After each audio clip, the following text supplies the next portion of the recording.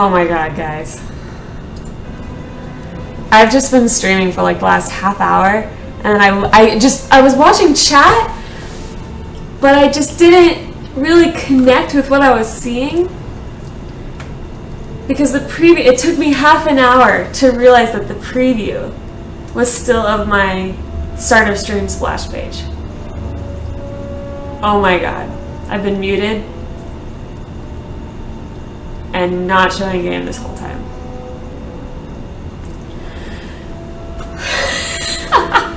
That is a literal facepalm. I was like, dang, the chat is quiet today. I'm like, I know. I was like, I see Shikoka in chat. I see that she's watching. And it's how funny that she's not talking today. How weird. Wow. Oh man, I don't even. Well, I've been doing some cool stuff. I was like, man, maybe I'm losing my touch today. I must be off my game. I guess. Holy crap, guys. Okay, well, let me do a little rundown of what I've been doing. I'm actually kind of glad you didn't see part of it because it was really stupid. So, wow. Okay. Wow, I'm all freaky. There we go. So, I've been messing with this space a little bit, trying to figure out a way to make it look a little better. And I moved the chair. It was over here, put it over there, made this little table, made a little mirror that's non-reflective. Alright. And then I came out here and I redid the textures on these little rails that come down. And put these little lamps in. I may continue to do something with these, I'm not entirely sure yet, but for now I like them. And then I was experimenting with some tiny voxel stuff, which wasn't really working out. I need to just spend a lot of time off stream and just kind of, futz with it and try to just get better at the technique itself.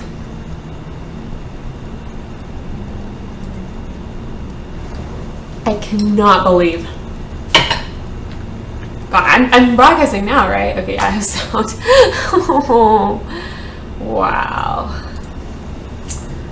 Super, super, super fail.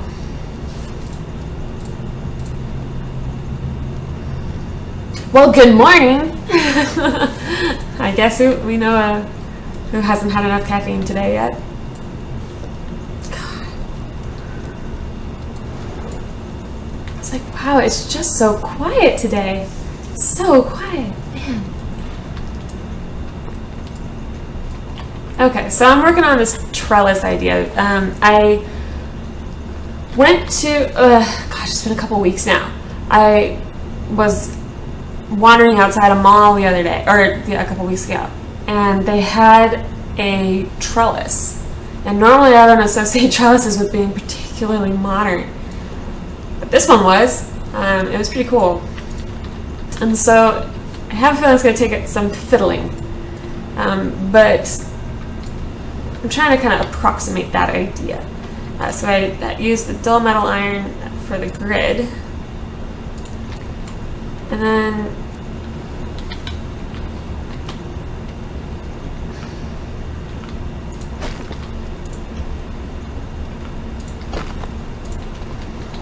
then I'm thinking I'll use maybe the smooth tool. In fact, maybe I'll... Whoa. Collision happening.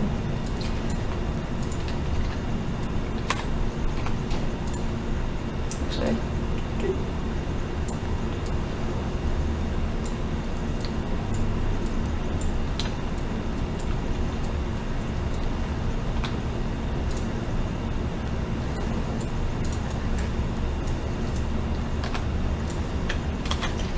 I wouldn't call that a tiny voxel, just sort of a slightly smaller voxel.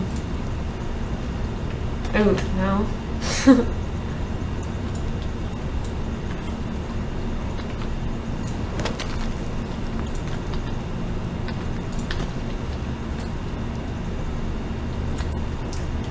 Trying to just get a little bit of texture on these, a little bit of deformation. So And then I'll go ahead and re-smooth out the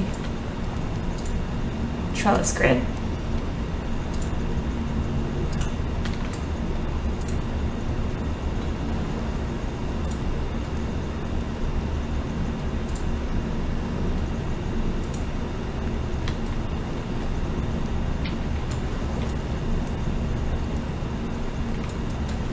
I could just turn it into a big smoothing thing. I could just do that.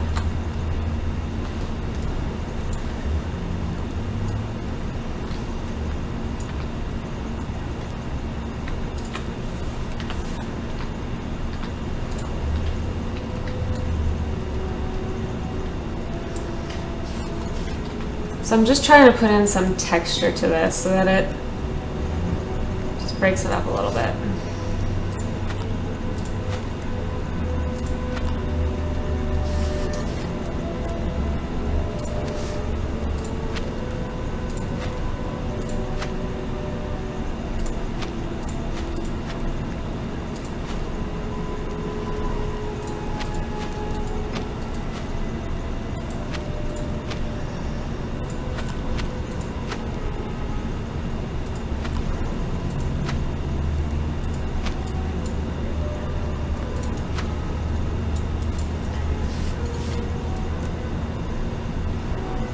The only trouble with using the paint tool or with grass and trying to get lighter grass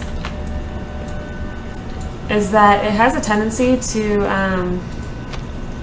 not really show up until you've got at least more than one block with the same texture for it to like blend with. If you just have one of, say, a lighter grass shade surrounded by a darker grass shade, the one isn't going to show up unless you have one of the ones bordering it. Also, it's the same. Time for more tea.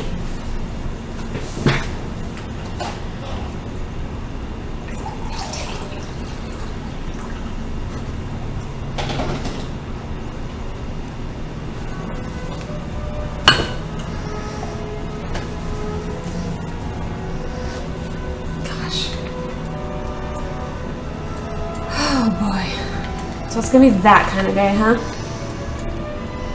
gonna be that kind of day.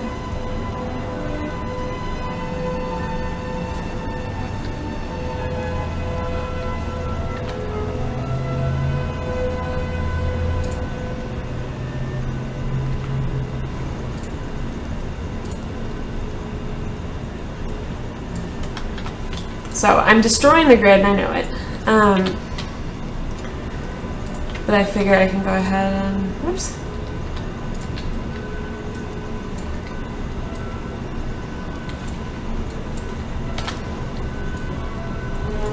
I'll replace the grid once we're done.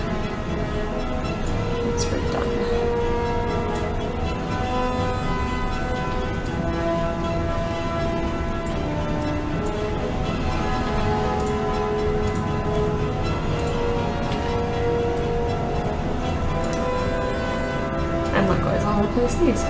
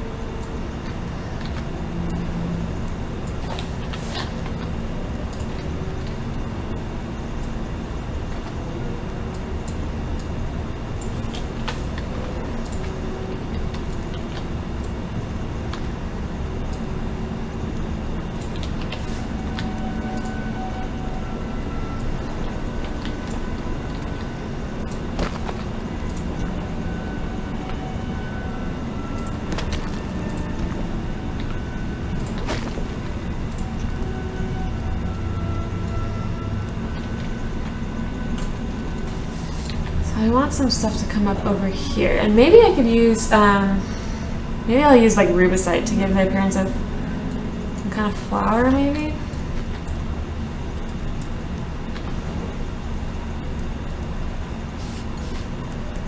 What's that one? It's like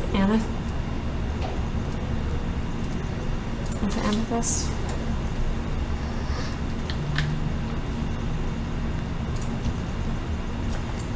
And this is gonna look completely funky for a little bit, but at least until I can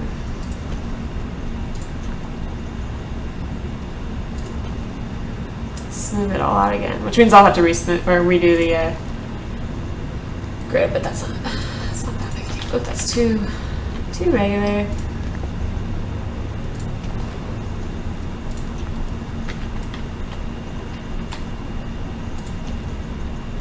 I don't know, like some sort of like morning glories maybe, or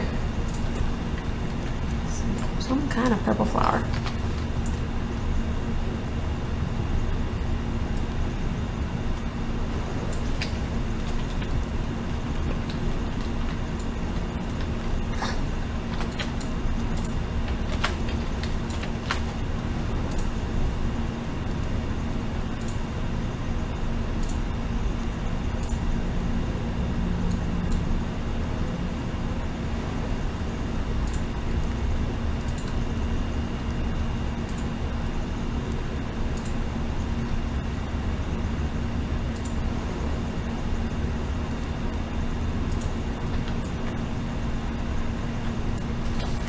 Mess up all the things. So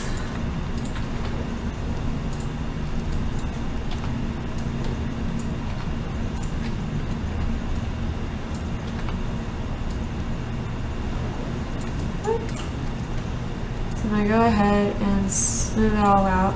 And I figure I can just keep like adding and smoothing, because smoothing usually has the effect of taking stuff away.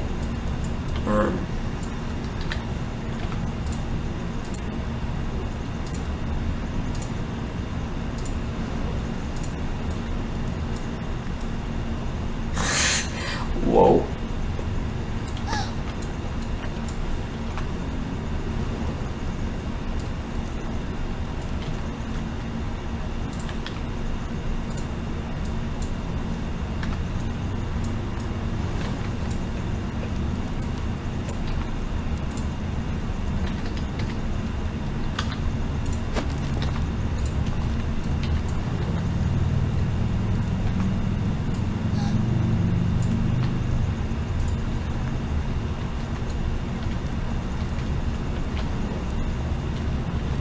I feel like I should grow more into this wall.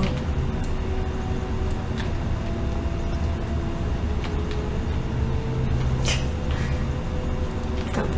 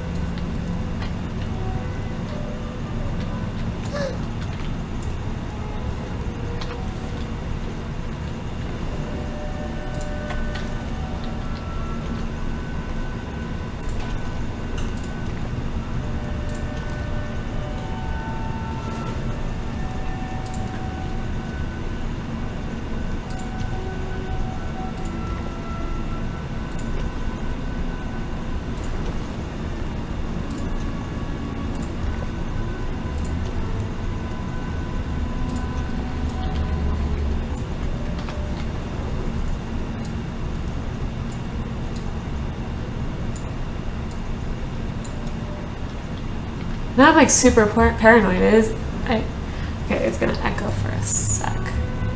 Actually, I'll mute it so it doesn't.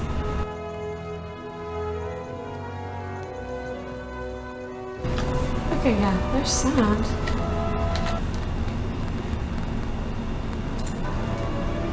Make me super paranoid.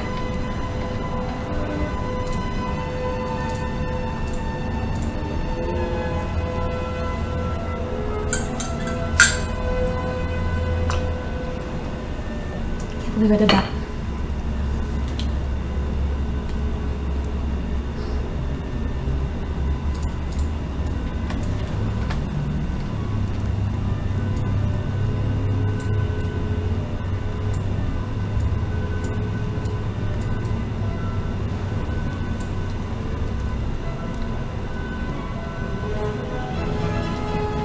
song request. I haven't really done stuff with music yet. I'll look at that later though. Thanks.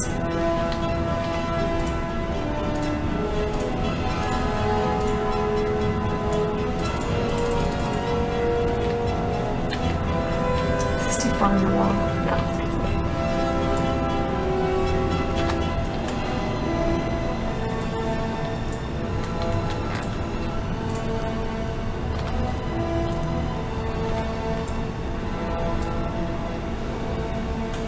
Minecraft, duh! Wow, I am all sorts of messed up today.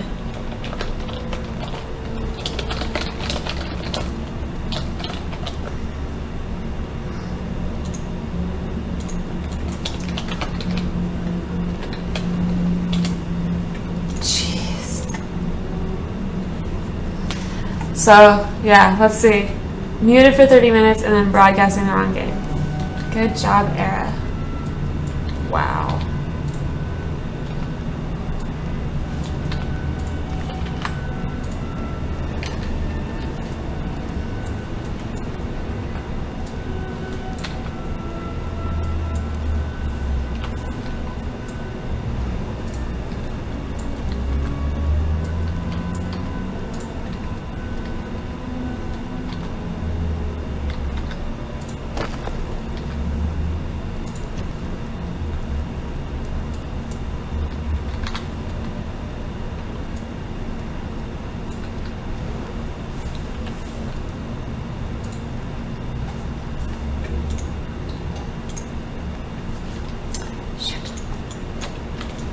Doing that.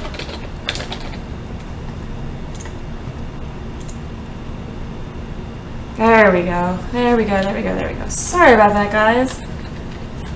That's what I get for trying. I was broadcasting Minecraft last night for about an hour. Kind of interesting. Very different community. I've gotten used to EverQuest Next Landmark, which has a really, really lovely community. A lot of really wonderful people play this game, and yeah, it was kind of fun, kind of very different, really. Doing that last night. There we go. That'll do the trick.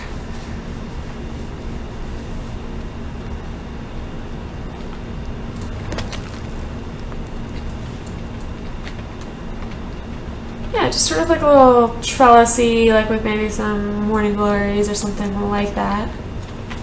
God. I'm all kinds of messed up today. I'm trying to think if there's anything else I could possibly have done that with.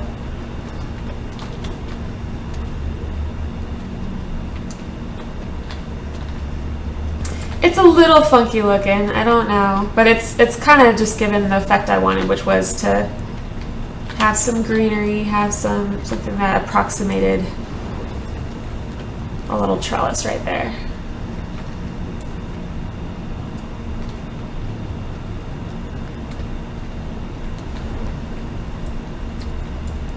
I don't know.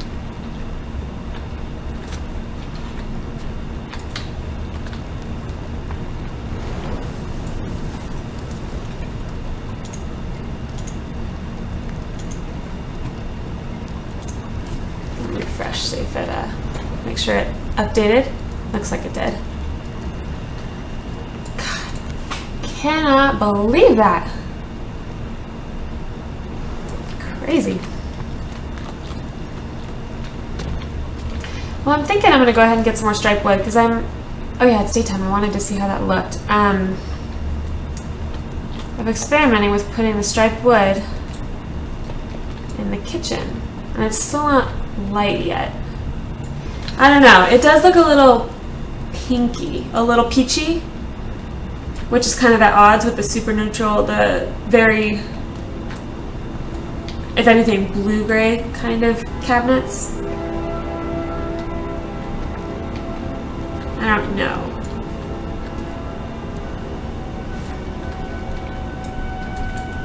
So this versus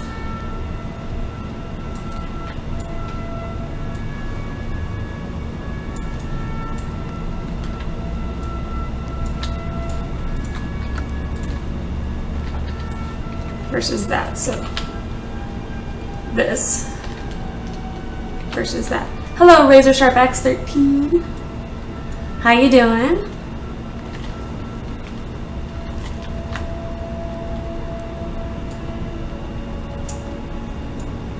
Not sure yet. I actually kind of almost like this better. It does seem to be a little bit more, like the colors just seem a little more harmonious.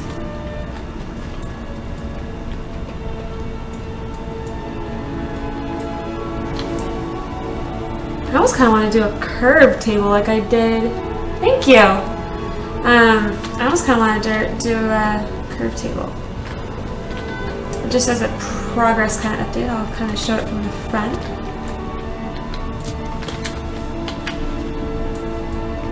There we go. These are the stairs I was working on yesterday during the stream.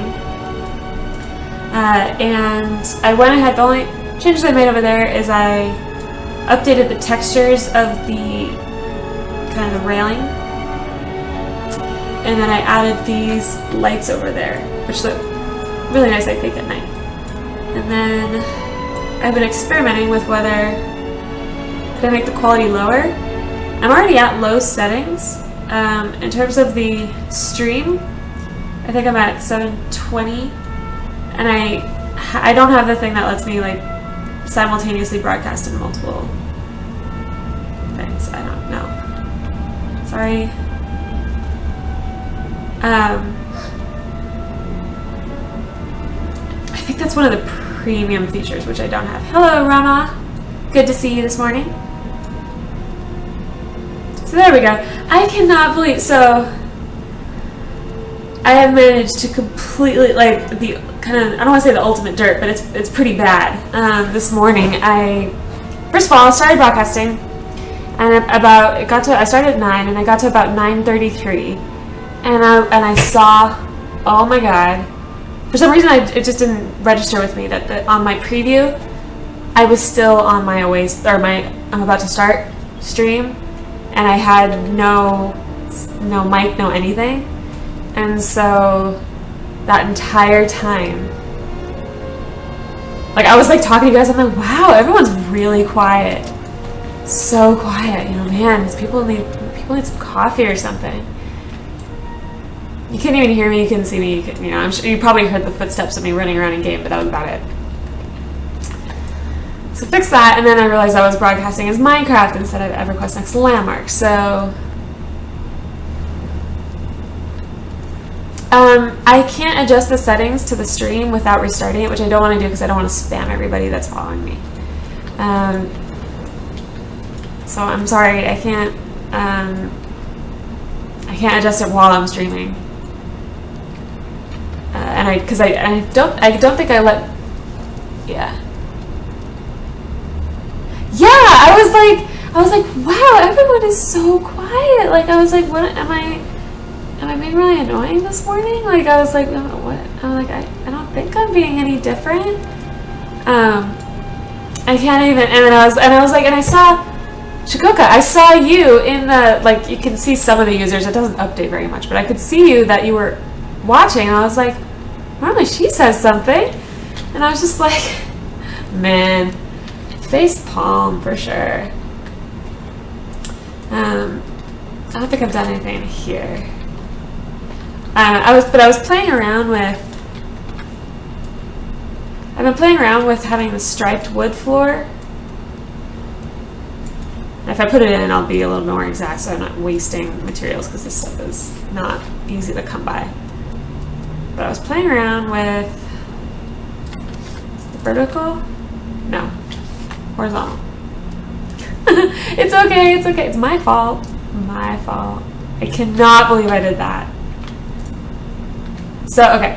So it's either, and I'll give you an either or. Okay, so it's either like this, which is how I had it, or like this, which is the striped wood. I'm kind of leaning in one direction, but I want to see what you guys think.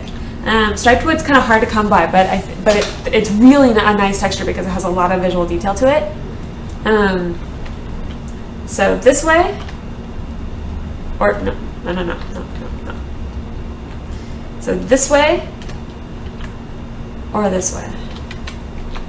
Razor, I can't. I'd have to restart the stream. I'm really sorry, but I can't do that. I'm sorry.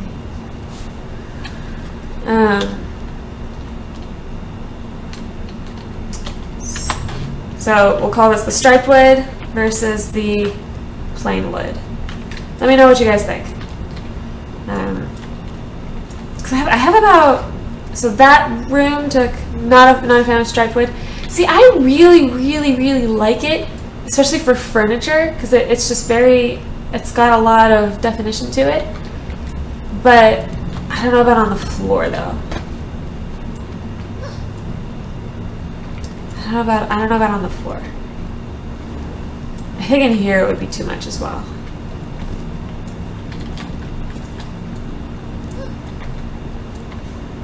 And I've been trying to decide whether I should add in a bathroom, because I always felt kind of silly about, would you do the whole house in striped wood? Maybe, if it looked good.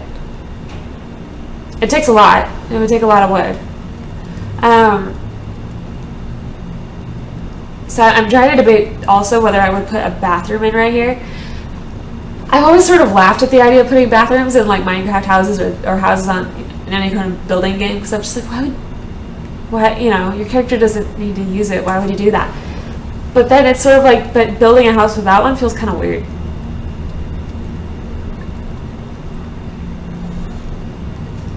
I don't know. Did that strike you as weird? I don't know. Like, it strikes me as weird kind of either way.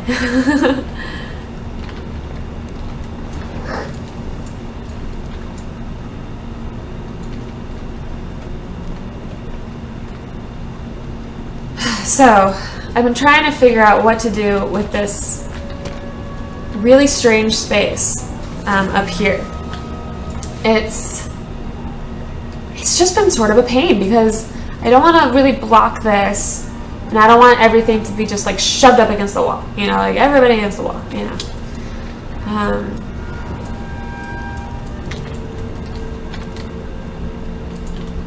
don't know.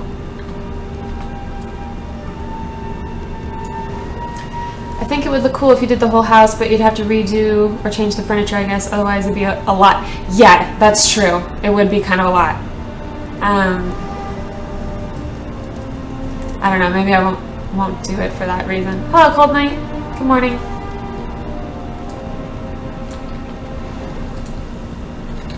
By the way, guys, I've been starting my stream. See you, Razor. I've been starting my stream at 9 a.m. Pacific. How does that work for everybody? I've noticed that not a lot of people tune in the beginning, but I don't know if it's just because I'm just getting started and people just haven't noticed that I'm streaming yet, or if it's because it's an inconvenient time for people. So I've been starting, so basically I started an hour ago, in theory, right? I had my away screen up, but that's a whole other story. So how does 9 a.m. work for you guys, or would it be better to be later? So stick that in chat if you would.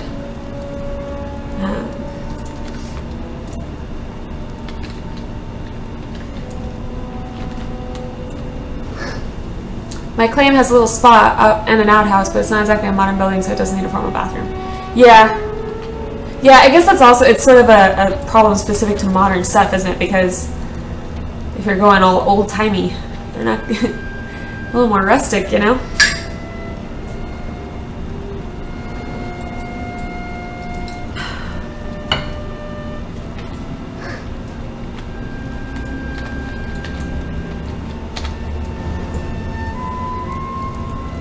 I'm in Europe and on medical leave, so for now, if you could start at 3 a.m. Pacific, it would still work. There you go.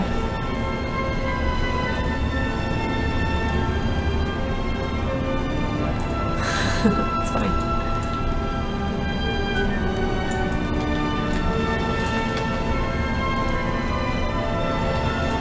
You just woke up? That's funny.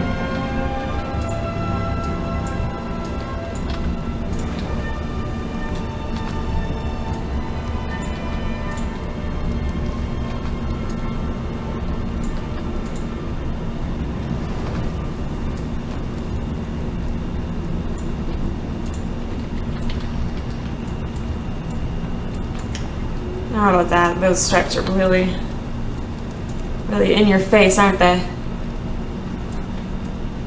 In your face. So I'm guessing, since if you guys have watched like any, I was just about to mention that Cold Night. If you watch like any EverQuest Next Landmark streams, you probably already know about this. But in case you don't, in case I'm the only one, and I just hold a special place in your heart. Tonight at 4 p.m. Pacific, they're going to be doing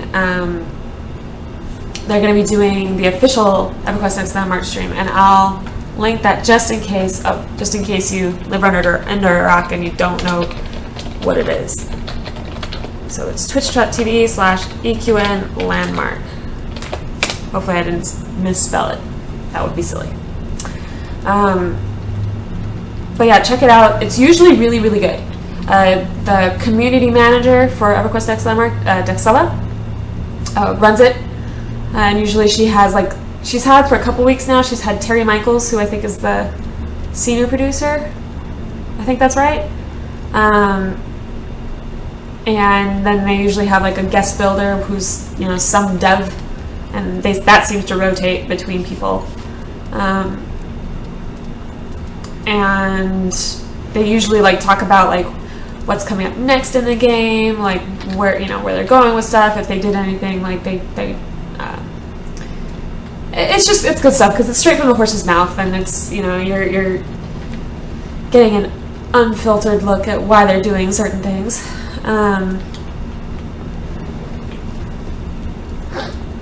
Did I look at the Twitch IRC thing? No, not yet. In fact, I'll write a note to myself to do that. I'm one of those people, I have to write notes to myself, like to remember to do stuff. At the grocery store, I absolutely have a list and I absolutely stick to it. That's how I am. If I don't write it down somewhere or make it a thing, I won't remember. So it's there. Got it. Thank you.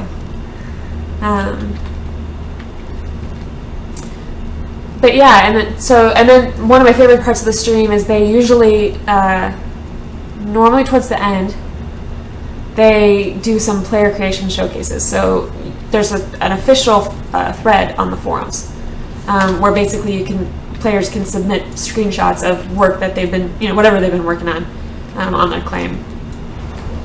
And people come up with some really badass stuff, like really cool. Last week, gosh, I can't remember. I think they had a dragon. It was really good stuff. I don't know why I came down here. I think I had a reason, but I don't remember what it was. Really cool stuff, so really worth watching. And the other bonus to it is if you do have Cold Night, you put your dragon up and hope it shows up today. Me too. That'd be sweet. So they also put up, they give you a chance to enter and get a Prime Grappler, which is like a grappling hook. Like I have one, but I don't have the Prime one, where you can fly like Spider-Man. It actually works pretty much exactly like Spider-Man, which lets you just get around quickly or climb up surfaces that are vertical. And basically, when they started out, they just put the code, and you had to enter it in really fast, and whoever got in first got it. Well, that kind of sucks for people who have really high latency, or if you're like in Europe or anything like that. It's going to be really difficult, if not impossible, to get the code in first. So now they've gone to a system where they've got some sort of Twitch plugin where they'll say a code word, and then if you type in the code word, as long as it's within a certain window, you're entered, and then they randomly draw one. So that's a lot more fair, definitely in the sense of latency, people with latency. I put my decky for the next one. Good. That decky is pretty hilarious. Yeah, I put up some screenshots for this house. I don't know. We'll see. because they closed the thread on Sunday night, and so any progress, I haven't any progress since then didn't make it into the screenshots. I don't know. It wasn't finished, so with any luck it'll get chosen, but who knows. And it's just cool because they show people's work. They have the dev builder usually does like some sort of tutorial. Last week was spiral staircase and then the concave curved roof.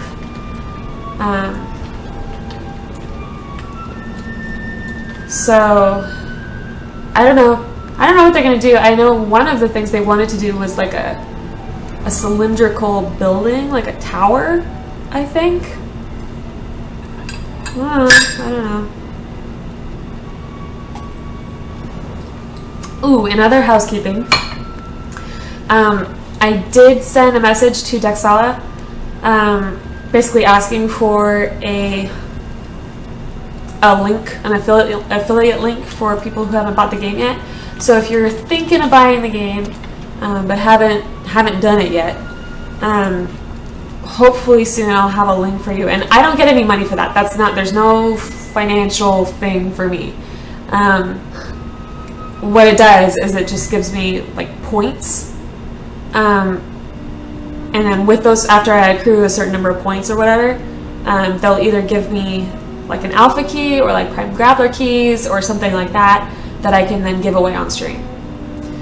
So it's not actually really for my benefit. It's really for you guys.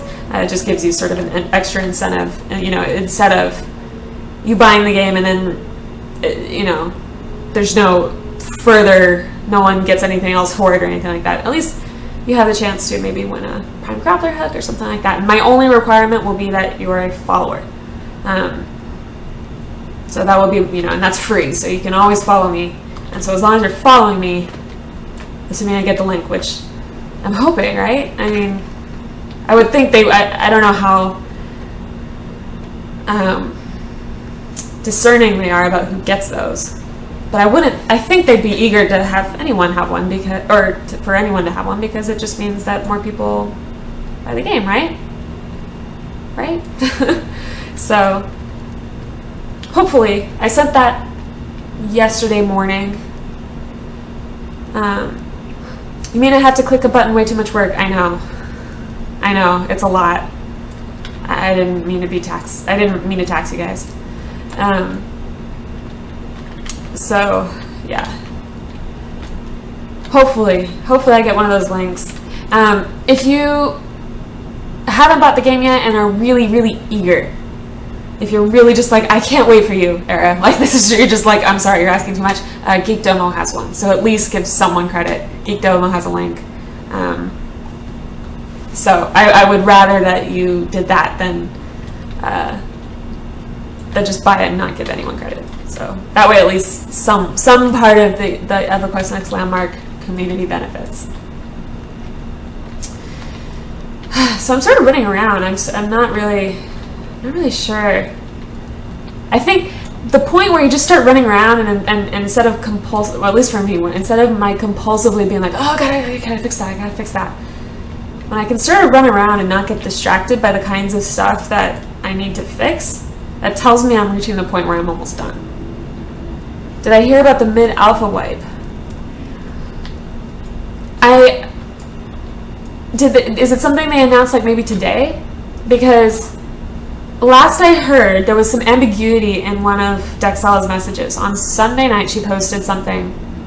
I don't have it up anymore, but it said something to the effect of, I should at least be gabbing. It didn't say that. It said something to the effect of, there will be a wipe at the end of alpha. And they said that will be, which will start on or after February 28th, which is Friday. And that seemed a little ambiguous because they're like, so the wipe is going to start Friday? Because that's kind of soon. And I think other people have said that she, I'm hearing secondhand that they've since corrected that and said, no, that was referring to the alpha would at least start by then, which of course it's already started. And they've talked about they have to wipe everything when they redo biomes, because obviously, if you placed your claim and it was in forest and now it's all of a sudden in icy tundra, I'm sure, and I know they're going to do it also when they redo when they put all the minerals in caves and stuff. The wipes were supposed to be at the end of alpha and end of closed beta, but they started alpha early. They're planning another mid-alpha wipe to get caves. They did mention that in the last stream, where basically they're going to try to minimize wipes as much as possible, but like there's certain systems going in that they have to wipe it just for one reason or another. Like they said, water was another one. Whenever they implement water, which it doesn't sound like is as close. It sounds like they've got more work to do on that. But whenever they implement water, they're going to wipe everything, because otherwise some people's claims would be underwater. Because areas like, I think they said areas like this are actually supposed to be ocean, or lake rather. And so if you've got a claim out there right now, you're in the desert, but if you're going to be underwater, that changes things a little bit. And yes, they will basically auto-template your claim, and any templates you have now you'll get to keep. The catch to that is if you've already got a whole bunch of templates, like there's a voxel limit to how much you can template. It's something like you can, if you were to fill up your entire claim, the entire box of your claim, and template it, you could do that 4 times and still, and that would work. But if, for example, you've already done that and you're already full on templates, I don't think you'd get the automatic template because you'd be at the limit. So you want to kind of make sure, like, if you've been templating a lot, I would make sure that you have room. Like, that's probably a good policy anyway, because I think they're going to warn us, but if they didn't, I think the guideline would be make sure you could at least template, if they auto template, it'll catch your place and you have enough. Because if you're relying on the auto template, it would really suck if it's like, oh, but it tried, but you don't have enough room. I'm in a valley, my house is floating, it would be perfect for me already on an island. Yeah. That's funny. Sorry, I'm trying to get in the habit of basically never passing by iron, because I make a lot of lights. Because lights are fun and sparkly. And lights use iron and silver. Shkoka asks, how does it work for new players that say, get the game sometime in the next few weeks? Where do you go to get a claim? There are still lots of spaces. Maybe not in the prime locations, but there's still a lot of spaces. Basically, when you start out the game, they plunk you down next to the teleportation crystal, and on any island, it's a good bet that most of the claims near the crystal are going to be taken. So you may have to run around a little bit, but you can turn on this overlay on the map. It says show claimable land. If you check that, it basically puts in red the distribution of the claims, so that those are the buffers. You can see there's a buffer around every flag. So basically you can't place a claim too close to the center of someone else's. Now, out here, there's definitely available land. It's going to be a little bit of a run, but it's definitely available out here. But also, something to keep in mind is that these maps are 3D. So, like right here, this is really close to the crystal. It's the first mountain right next to this crystal. I'd be willing, but it's a good bet. Like if this claim is right here and this claim is right here, you have that entire mountainside. You might be able to sandwich your claim right here, halfway up the mountain. That's exactly how I got mine. I'm not super close to the crystal, but I'm pretty close. I'm right here. Here's the crystal.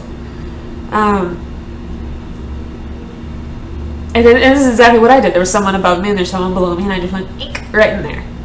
And then it's a little bit weird where sometimes if you just keep trying to put your flag down, sometimes it will just work, which is kind of what happened to me. So, turn that off. And some maps are going to be more crowded than others. The T3 maps, the Tier 3 maps are the most crowded at the moment because the most advanced mining stuff are currently, the most advanced minerals are currently distributed on Tier 3 maps, like Oasis and such. They're going to change that.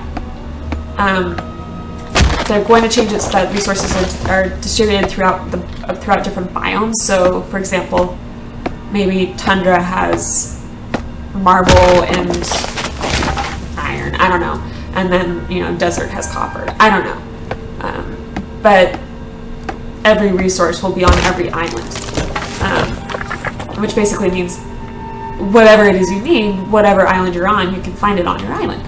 Well, that's not how it works currently. At the moment, first you have to change islands depending on what you want to gather. So right now, the Tier 3 islands are definitely the most crowded because people like to be able to just go outside their own claim and mine for whatever it is they need rather than having to go to the crystal and then switch islands. But down the road, it's not going to be an issue.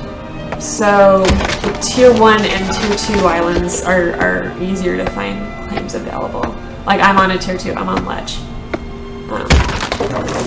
And it's quite a bit easier to find claims there. You also mentioned something about different climates like frozen tundra. Where will that be, or is it not known yet? I believe all the different climates are going to be distributed throughout every island. I don't know if that might not be the case. It might be like, for example, Ledge is like there's one that's it sounded volcanic. I don't remember the name, but it basically sounded like the entire island might be kind of volcanic. Like mountainous. So that could be dependent on the island. Like Oasis, it kind of makes sense. Oasis maybe is desert and kind of tropical like it is now, but maybe like Inlet is all riverish and deep forest and stuff like that. I don't know. They haven't really detailed how that's going to work yet, other than the fact that more biomes are coming. Tundra, I know, is one that they are definitely working on. Like they've definitely said Tundra will be in the game. And yeah, I mean, I can't even think right now if it's called Tundra in Minecraft, but it's one of my favorite biomes just because it's pretty. It's all snowy and pretty. Do you want to build a snowman? I hadn't thought of it, but sure. I haven't done a lot of sculpting stuff. I've really just done more architecture stuff. The nose is the hardest part. Yeah, I bet. It'd be super hard. Although, if you do it big enough, the line tool, you could do it like a 9. Like you start out. Of course, I'm not on my claim, so it's not going to show you. But like make the base of the nose a 3x3, and then put it out to a point. I bet that would work. And maybe copper. Copper would look sort of orangey. You can do it if you're scaled up big enough. You can do that. Yeah, snowy wintry scenery is great. I built a cabin in Minecraft, and it was one of my favorites for a really long time, just because it was so pretty. Because especially if you use like darker woods against like a white, like a mountain like dusted with white snow, it would look really cool. Cool Knight says, remember you don't always have to use voxels for everything. That is true. They might put in a prop like, oh, the horn. There's like a kind of Viking looking horn that they put in. And potentially you could like turn that. It would be sort of an odd snowman. It would be a little strange, but it might work. Something I experimented with was turning the flags you get upside down and using the stick as a railing. the only reason I didn't do it is because the floor I was on wasn't thick enough to hide the actual waving flag. I mean, you could rotate it so that it was like away from the staircase opening, which I did, but it's still like, since it was on the second floor and there was a floor underneath it, it still showed the flag. But you can use props in really cool ways. Yeah. Yeah, I mean, like, yeah, I mean, if you're using voxels for sculpting, definitely bigger is better because you can just get more detail in there. But yeah, I'm really interested to see how they release the biomes. They've said that they'll kind of do a little bit at a time, like it's not going to be all at once, which makes sense. But that's going to be so cool, like, you know, tundra, because it's so different. But also, I mean, it's not like that's the only thing. Like, there's, you know, like savanna or like a jungle type forest, you know, like a true, like, tropical. I mean, they're calling this tropical. I wouldn't call this tropical. I would call this like subtropical. I spent hours trying to make a cool globe thing with voxels, then I realized I could just put a sphere in and throw a table prop in the center. Yes, yeah, to get the legs. Sure. Take a look at this link. That looks great. Yeah, that totally looks like, you know, like an old-timey kind of globe. That's awesome.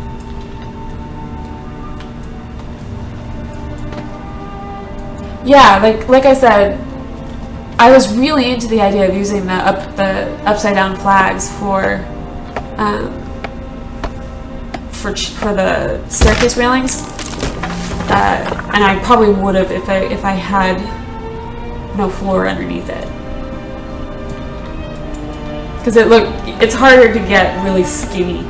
Any sort of super skinny voxel is going to be difficult. You can work with props, that's fine. It works just fine.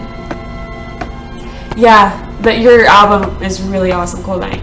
I did see it after the stream. Really freaking cool.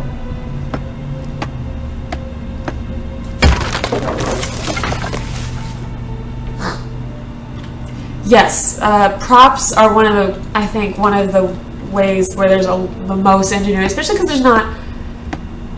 I mean, there's a good number of props, but there's not a crazy number of props, right? Like, it's not. You're definitely at least somewhat constrained, where you kind of have to reimagine how to use stuff. They've talked about. I don't know at what point this would be in the game. I'm sure it's a ways away, but they've talked about actually allowing you to basically import stuff that maybe was like modeled in Maya or Blender, like actual 3D rendering software. I don't know how that would work, like if it would convert it to voxels or what, but that would be really crazy, because I mean, then if you know how to use like Blender or like actual 3D rendering software, you could get some really cool stuff. Like the rolled pillow standing upright, scaled down with a torch is a candle. Yeah, exactly. That's awesome. I've seen a mini sun with just a sphere and 2 billion torches. Wow, that would take a lot of torches. I can't even imagine trying to light up. I get kind of not even annoyed. I think it's enough that when I have to relight the little lanterns that are kind of behind my cabinets to give the backlight. Whenever I have to redo those, I think, you know, woe is me, right? But enough torches to get a sun would be crazy. Do you have a screenshot of that? Or do you know whose it was? I'd love to see that.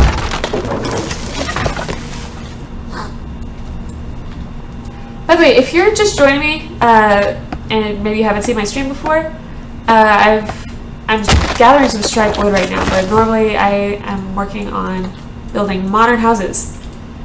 So hit the follow button. It doesn't cost anything. It just lets you know when I'm streaming. And I've been looking at putting streams on YouTube afterward. I've been running into YouTube is extremely anal about the licensing and making sure that you have rights to play, or rights to put up whatever video, especially like if you put ads on it. Like I uploaded one and it got flagged because basically I think the difference was, I've done them before, but I think that one got flagged because I had the game music on. And so I had to, and SOE has already said like it's totally cool, you can monetize it and all that stuff, like it's all good. But basically like you have to, with every video, like put like, yes, I have rights, here you go, like here's all the copyright garbage that no one really understands, but apparently it says this. Anyway, YouTube's kind of a pain. But I'm looking at, basically after I stream, I'll start the upload, which will take a while because they're a couple hours long. I'm hoping that after, like it says something in somewhere I read, like you can basically, kind of do a blanket thing for your entire channel. That shows your licensing for that. YouTube. Like I get it, they're covering their butts for, in case like SOE would like decided to sue, but it's not gonna happen. Like SOE has already said like they're totally, like they want us to stream because it's publicity for the game. So Google, I feel like, is just out of control these days. Like they used to be the good guys. What the heck happened? What happened? I mean, like they used to be like, oh, like everything's free and it's all like they're super, like everything just worked really well, and now it's like Google Plus in your face all the time. Plus they have all that stuff like where they're buying all these like drone and artificial intelligence companies. What? Like, they're trying to take over our brains. Mind control. Or like drones. Like they have a drone company now. And then they have like, I didn't actually follow up on the story where like off the coast or in one of the San Francisco ports, they had like this mystery building that basically no one knew what was in it at all. Like they could have had nuclear waste in there, and it's just, and like I forgot like what kind of permit, and I think San Francisco finally like was just like, you have to show us what you've got in there just because it could be hazardous. But I don't remember seeing anything about that, like what was the actual fallout from that, because that's freaking kind of scary. That's like, they could have like weapons, like obviously I don't think that they would, but like they could. That was crazy. They used to be the good guys. I've seen that whole YouTube copyright thing. I don't understand it. You see full songs uploaded and stay up for months, but if they happen to hear a 20-second clip on some game, they put a strike on you. Yeah, I didn't get a strike against me, which is good because that can mess up all sorts of stuff. Like it's on your record. I didn't get a strike. They just requested the licensing. So I guess that's good.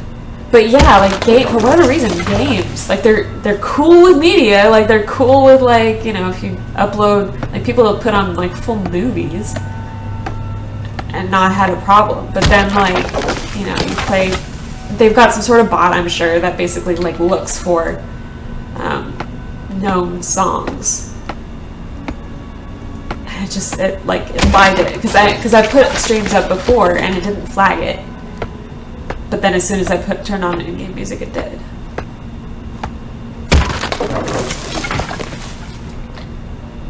I don't know. No more Google Cam cars? Yeah. So we'll see. Plus I'm still having trouble, like, I'm using XSplit at the moment because Open Broadcaster software was giving me audio desync, and XSplit doesn't do that, at least for me. And the only problem is that when I record, it puts it, I have the option of either like Flash Video or MP4. And MP4 just makes, like, every video editor I've tried, it just makes it vomit. And, like, you know, where I'll get sound but no picture. So I'm still trying to find a good pipeline to be able to cut together, like, you know, in the middle of a stream, if I do sort of a house tour or something, like, to cut that out and put that on YouTube.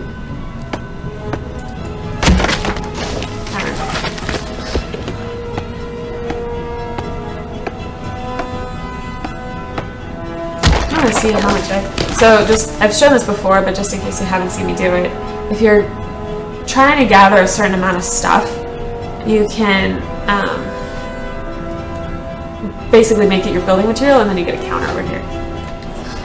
Did I try Premiere yet? Not yet. I generally am a huge fan of Adobe products. I've been using Photoshop since like middle school. You know, where I went ahead and plunked down some serious money for that just because I love it, and it's so great.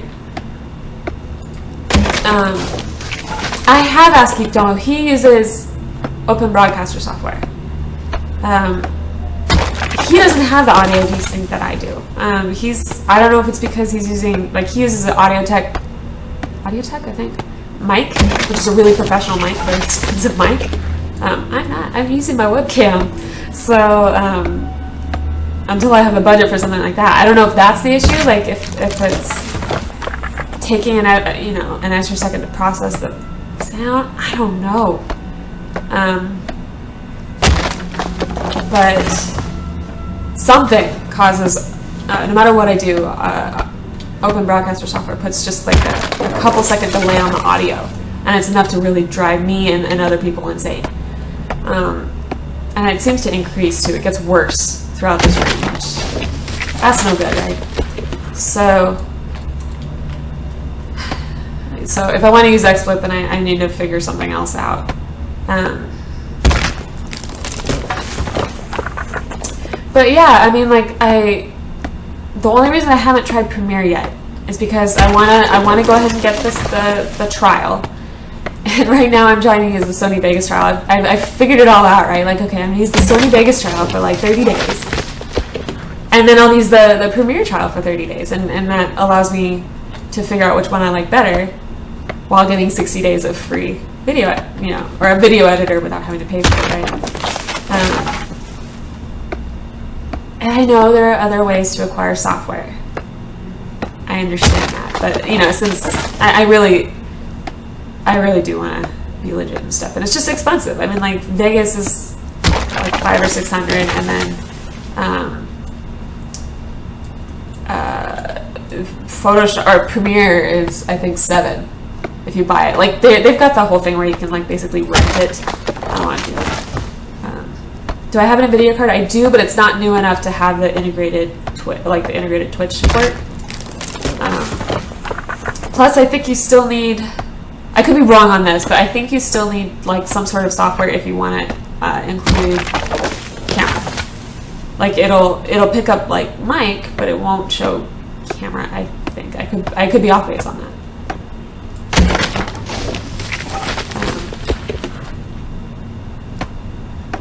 Plus, I know, like, when I'm watching streams, I really prefer it when people have, like, a webcam, just because it makes it more personal. So I figure, well, I'm probably not the only one that feels that way. So, I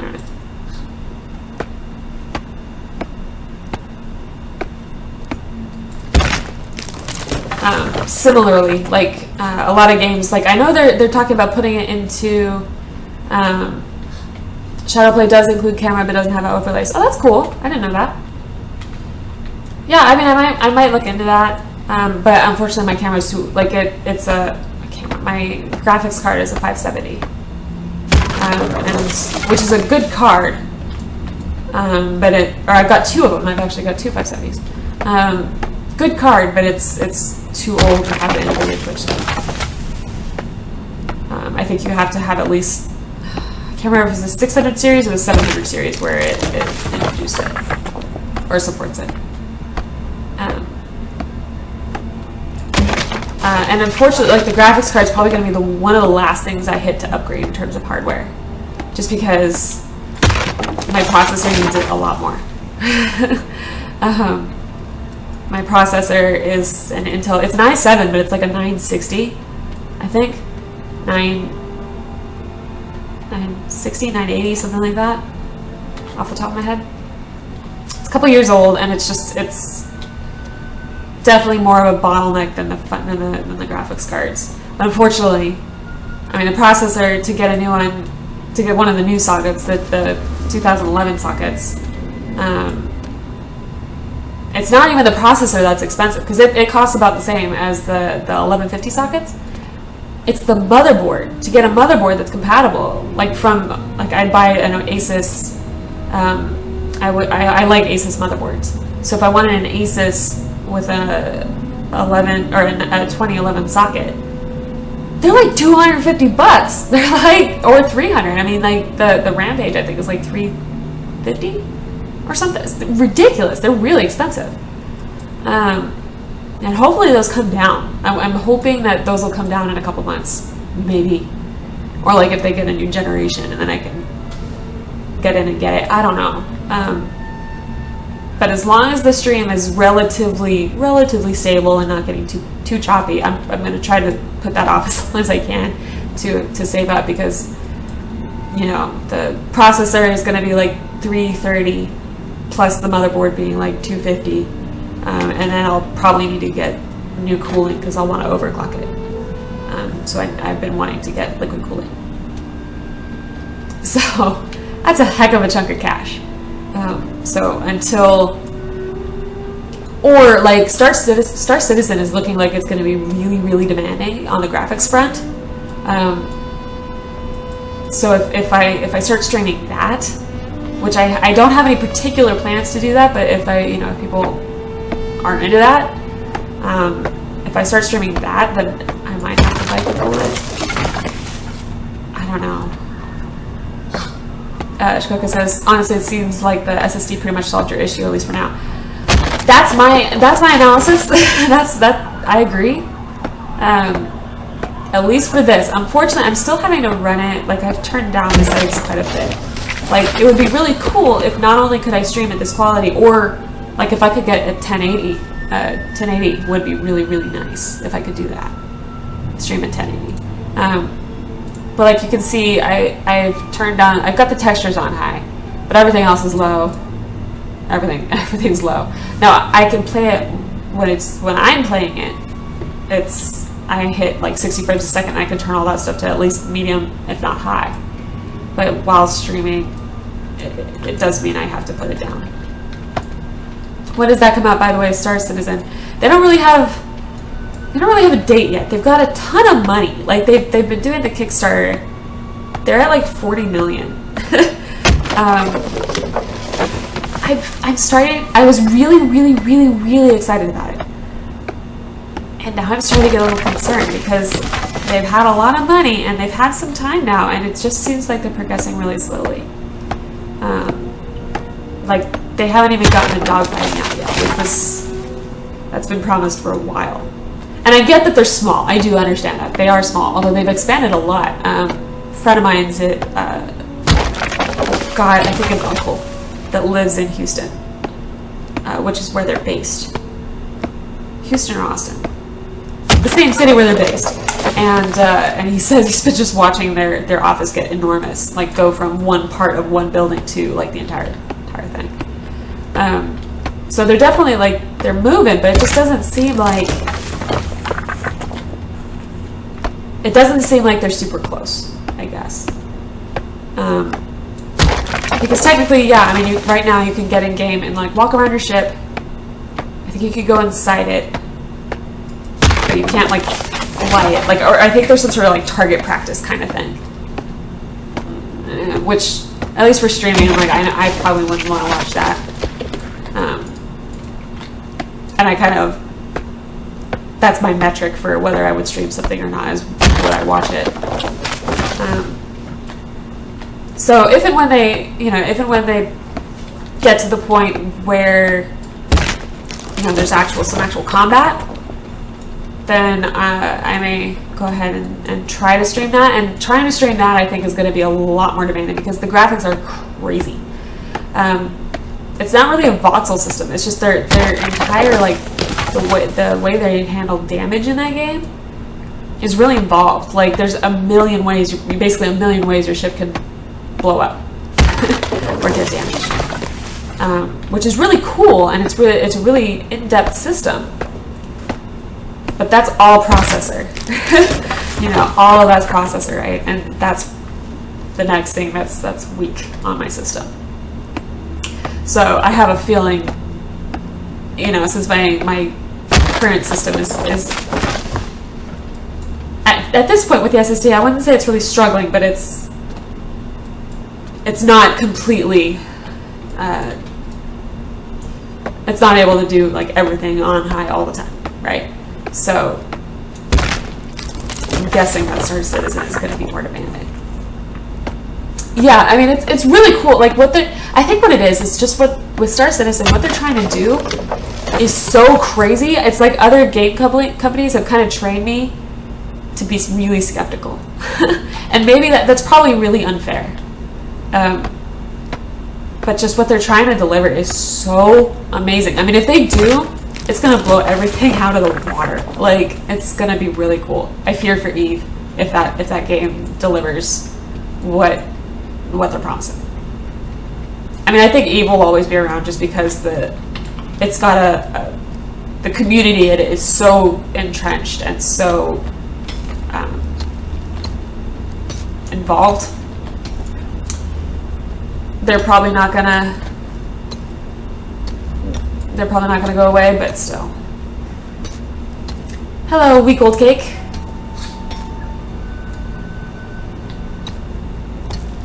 I mean, yeah, like the social aspect of Eve will probably keep it going, but it's interesting that it seems like Star Citizen is following a similar flavor of piracy being cool. Things that are, like, I always think of in your more traditional MMOs, like WoW or something like that, where if you get scammed or cheated or if a player is doing something to you that it feels unfair in any way, usually if you report it, if they manage to do it in the first place, a GM will set it right. Versus in Eve, they're just like, should have been more careful, huh? That's just not the attitude of Eve. All that stuff is encouraged. Emergent gameplay and all that. And Star Citizen, it sounds like, might be kind of taking a similar approach. It's definitely a very harsh reality type of futuristic sci-fi game. So, in that sense, it's kind of ballsy to go against. I mean, Eve's been around for a decade, almost, and it's kind of ballsy to go against them in their own game, right? But if they can deliver all these different mechanics that they're talking about, then CCP should be scared. I mean, like I said, the damage system is just, like, from the way they've talked about it, it's just so crazy, so complex. That's going to be really cool.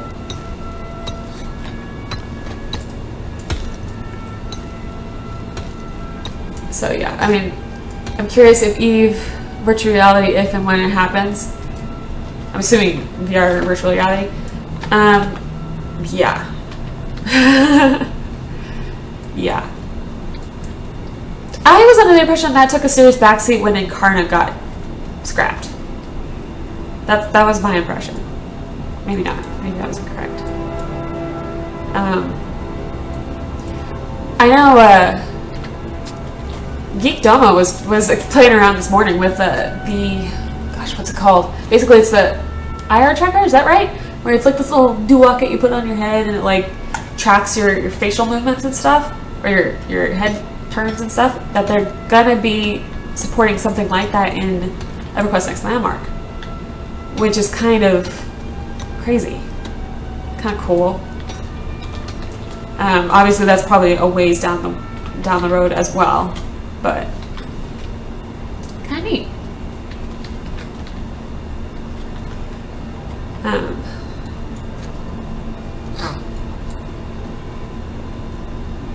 Icy iron. Agachun. I probably mispronounced that. I'm sorry. It says Mao. Mao. No.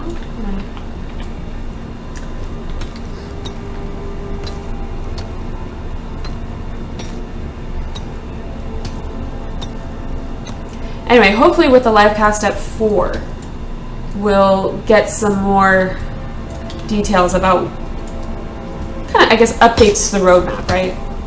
Because they've said that you know, the roadmap that they're going to kind of go through and talk a little bit about progress and stuff like that. So hopefully they do that on tonight's stream. Do you know when they will have compatibility with the Oculus? I don't. I'm guessing that that's probably something they'll add later rather than sooner. Just because they've got so many other major game systems to get first. Stuff like combat, water. I think those major game systems are gonna take priority. I'm really hoping they push out the cooperative gaming. That's probably what I'm most excited about. I'm excited about a lot of stuff that they're doing, but I'm probably most excited about the cooperative gaming, or cooperative building, rather. Because from what I saw, you know, early alpha, there were some options in the game in the claim menu. There were some buttons down here that had to do with like permissions, and it looked nice. Like in terms of what it offered. It seemed like a pretty flexible system where you could, you know, add people and either specifically ban them from stuff, or you could add them and allow them to various different levels of freedom when it comes to building, right? So the ability to add but not take away, so like they could add voxels but they couldn't delete them, or sculpt altogether where you could sculpt everything you wanted. There was that. Being able to place props and stuff like that. So it just seemed like there was a lot of fine control.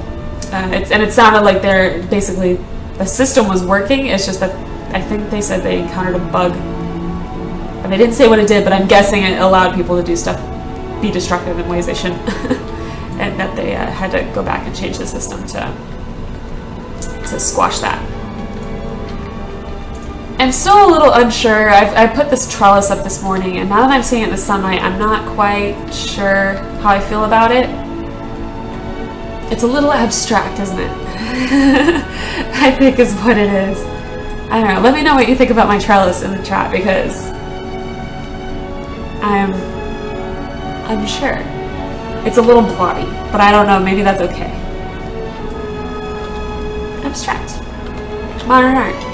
Like the house. Glass will be cool too. That doesn't seem as like as much of a major change, right? Because I'm guessing they already have. I'm guessing it's gonna come from sand, and then you process it in one way or another, like at the forge or something. And there's already sand in the game, so that's gonna be really cool whenever they add glass, because then it won't just be, you know, like open air right here.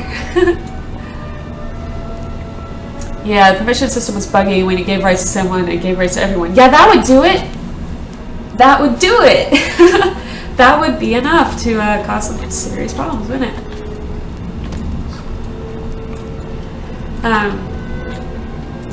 Still, that would be really cool when they get that right. I've mentioned many times, and maybe I'll run over there and kind of show you guys. My friend Das Fox is working on a longhouse, and we've got some really great ideas, but we're just kind of struggling with how to start, because it's going to be it's not a straightforward build, I guess. And at the moment, the most I can help is just kind of stand there and be like, "Good job, man!" You know, just emotional support. Be like, "Yeah, it looks good." And it'd be nice to be able to actually add something to it. can't really give rights to your friends when friends list isn't working yet. That's true. I still have, like, since the beginning of the game, I've had the, so-and-so would like to be your friend, and I can't accept them. Even if, like, and it still doesn't work, like, even if you, like, they add you, or you request from them and they request from you, it doesn't click over to actually being your friend. I wouldn't think that would, oh gosh, what's happening over here? So sometimes when you load the textures, they load incorrectly, so it looks like instead of getting, I think that was burled wood, I got some sapphire. That's funny.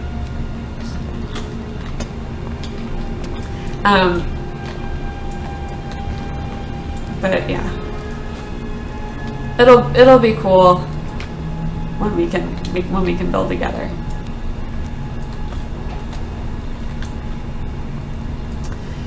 But I wouldn't think that would require anything, like they're not going to have to wipe voxels or anything like that, because I wouldn't think. So at least that's something, like that's something they can push out, like when it's ready versus versus like having to wait and lump it in with other stuff. Burled sapphire, really costly, yeah, for sure. Striped sapphire, one better, right? Which kind of reminds me, like I was getting kind of low on obsidian, I think.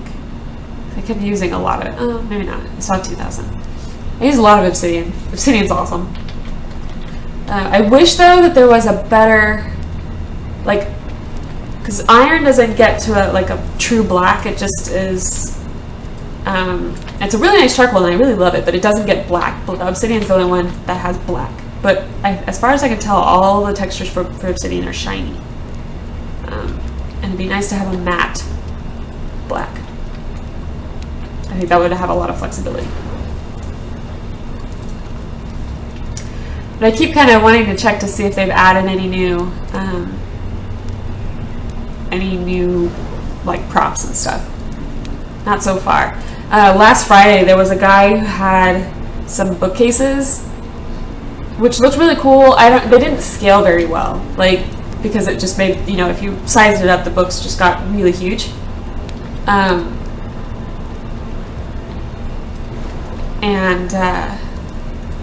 But he basically got them through some form of illegitimate means, and he got banned. And I think what happened, he didn't even, I don't think, got banned for having those materials, because clearly he had to, have hacked or whatever, like, to get them. But like in alpha, I don't think they ban you for that, because you could just say, like, well, I'm testing the game, I'm testing to see, like, is it, can you get stuff you're not supposed to get? And and you'd be like, eh. But he like went after the freaking like he started mouthing off and giving attitude to the developers. Like, that's a great idea, like, good plan, bro. So he got banned. So when you're done with the house, you template and start over. I get it back. Basically, and I'll probably do this tomorrow, maybe even tonight, because it just takes a little bit of time. Like, I have to go around and pick up all the props, because the props don't get automatically returned to you. So let's say if I have a prop in the basement, which I do, I have like some lights and then this fireplace. If I heal everything up, I'll get back all the this obsidian that I used and the stucco and all this. I'll get it back, but then the prop will still be there, and I'll, like, to get it, I'd have to like dig it out, which is kind of impractical. So I have to go around and pick up all the props, template,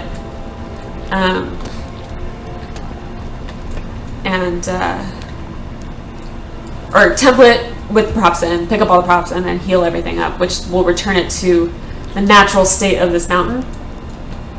And then I get to start all over again. And I'll probably do the same thing, which is chunk out a good section and then build into the mountain.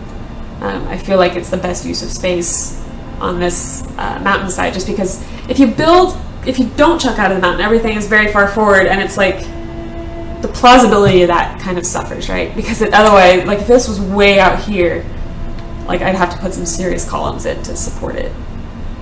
or it would look really strange. He was also the reason that everyone's props got returned. When they did the server restart, those props were invalid and set everyone's back at them. Yeah, I think his name was Badcore, I believe. You can still see his posts on the forums, and he's trying to justify oh, I was just on some sort of moral ground, and it's just like, first of all, you wish, right? You're like, I don't think that's what you were intending, but okay, well, even if we play that game, let's not have attitude towards the developers. That's not a battle you're going to win. So, yeah, that guy. Plus, he was botting essentially too. He had all sorts of auto mining macros. And, Geek Domo had an encounter with him on his stream, I think last Friday. If you're really curious, if you're like, what are you talking about? Check that out, Geek Domo. Who, by the way, if by some random anomaly you've managed to find my channel but not his, which would be very strange indeed, because he's quite popular in the EverQuest Next Landmark community. It's Geek Domo, GeekDomo. He's on Twitch and YouTube. Check him out. He's got some really quality stuff. But yeah, and like I said, I'm starting to feel that feeling of I run around, and instead of having all these things oh, I gotta fix that, oh, I gotta fix that, oh, I gotta fix that, I'm just sort of running around, which usually means I'm done and I need to take a screenshot, and I need to start over. And I'll reiterate, just because I've had some more people join since I was talking about it earlier. First of all, if you're new, hit the follow button. It just lets you know when I'm streaming. But second, I've contacted Dexella for basically an affiliate link, which lets you, it tracks, if you buy the game with that link, it tracks it and gives me points for it, so that then, later on I can ask for maybe the codes for a Prime grappling hook or something like that, and then I can give that away on stream. It doesn't give me any money. There's no money changing hands, at least at least for me. It's a point system, which then I'm able to turn around and do giveaways on the channel, like alpha keys or Prime grappler hooks and things like that. So if you haven't bought the game yet, I know a lot of you in chat right now do have it, but if you haven't bought the game yet, maybe hang on for just a second, and hopefully I get that link, and then you can use that, and then get a chance at a Prime grappler hook. So win-win, right? Nice house we got there. Thank you. Hello, Ian War. Care to give a quick tour? Sure. So I'm at the front, obviously, and the main thing I wanted to showcase was this view, which I've got my loading distance turned down a little bit for the stream, but it's quite impressive, I promise. And so I have a facade here that's gently curved. I'll show you what I mean from the side. It's not very severe or anything, but it's just enough to give it some personality, I think. And so this is the living room. It's sort of the main living space, and I made these chairs. The sofa came from the last house, and I just reused it because why not? And then I've got the kitchen over here. And during the daytime, it's hard to see, but there are lights back here. They give sort of a gentle illumination at night. Kind of makes it look like there's some lights behind the cabinets. Got the fridge on an island with a sink, little stove, microwave, and there's a little pantry here, and I've just kind of approximated various foods that you might find in a pantry. I got this idea, I was talking to my friend, and he was joking about well, can I make a sandwich in your kitchen? And at the time I didn't have a fridge, and I was like, well, I wouldn't do that because the food might spoil. We don't even have a fridge. And he's like, you don't have a pantry? I was like, oh, pantry. All right. So the front door is actually right here. So if you come in, you get into this little foyer area, which I'm still working on. I haven't really gotten this the way I wanted it yet, but we'll see. I guess that's something I can work on. A little pass-through area with some art on the walls. This is currently displaying incorrectly. That's supposed to be burled wood, but sometimes when you get to a new area and it loads the textures, it'll pick the wrong ones, and so it's not quite supposed to be that colorful. It's supposed to be burled wood. I've got some modern art on the walls over here. And this is what I was talking about. Yesterday I kept saying, oh, it looks really green, but now you can kind of see what I meant, right? Where there's a lot of agate that I used, except at night, for whatever reason, the agate doesn't show up, but the emerald kind of does. And then I've got this little nook for the bed, little platform bed. And then this rug. I like this texture because it kind of looks to me like it's got a texture that looks a little more rug-like than some others, and that's actually, it's one of the rock textures. So I guess I can do a little thing on the outside. I just built this trellis this morning. Not quite sure about it. Might keep it, might not. It's a little modern. It's a little abstract, I guess. A little planter box, lantern, and a staircase here. A staircase I built on the stream yesterday. And then these are meant to be skylights once we get glass. Although, I mean, at this point, I'll probably go ahead and start on a new house before we get glass, unless they happen to like implement it tonight or something, which would be cool. But I kind of doubt it. But these would be glass little skylights. And then if you come down into the basement, that's where the real work is, right? So I've got a little fireplace just to make it cozy down here. Got the workbench with a vault recessed here. And then got my tools over here, the forge and the sawmill. And this time I finally thought I had enough to place the forge and the sawmill, which produce quite a bit of smoke.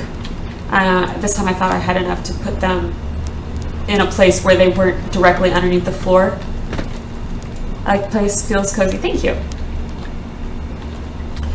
Where I get a little bit of smoke kind of pouring out of the mountainside, which is a little strange, but at least it kind of doesn't show up as well against the... Oh, there's something I can fix. It doesn't show up as well against the rock. Because before I actually had it where it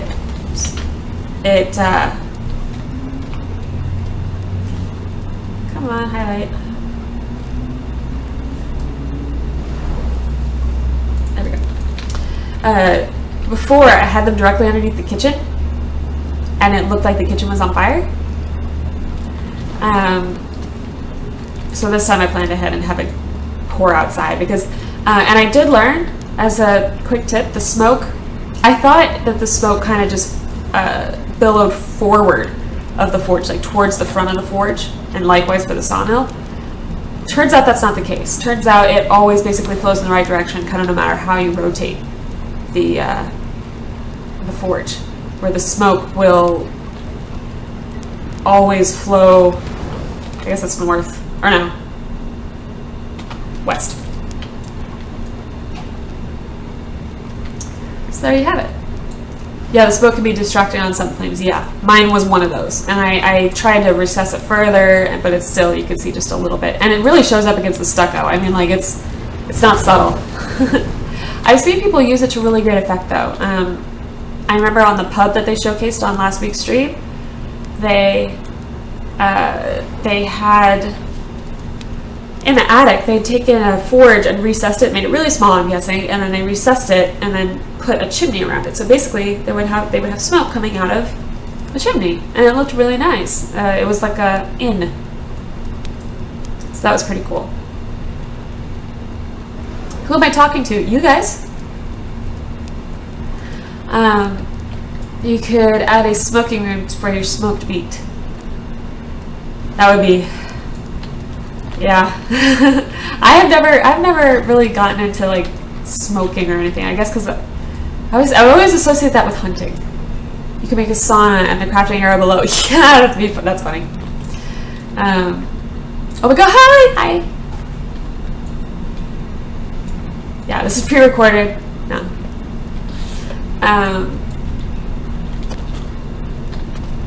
So yeah, so that's my house. Bye.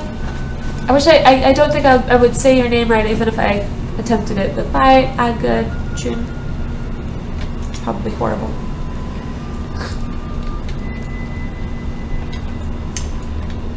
Yeah, I'm just sort of, I'm feeling like this is maybe not perfectly perfect, not, you know, and I'm not saying I'm like, how much you charge to come decorate my castle?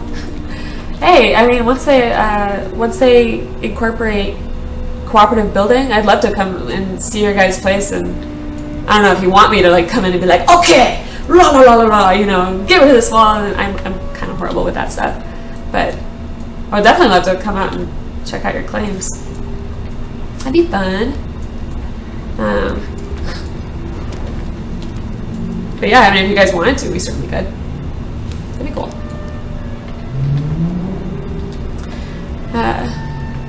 Oh my gosh, is that the wrong texture? No. That looked like dull metal. I kind of want to make this floor different. Like, I don't know how. Just different.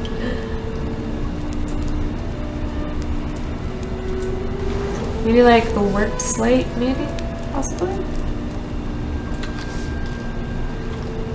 You could be a decoration mercenary. It's totally a thing. Yeah. Yeah. That'd be funny. Yeah, I mean, that's one of those things where a lot of, like, in Minecraft, I really like doing the interiors of buildings, but it's harder for me to do exteriors. In this game, I really like both. I think it's really fun. I think because with Minecraft, well, it's just obviously it's like everything's like lower resolution, right? You have a much lower level of detail possible. But in this game, you can get really good details. I wonder how this would work on the floor. If this would look just totally ridiculous.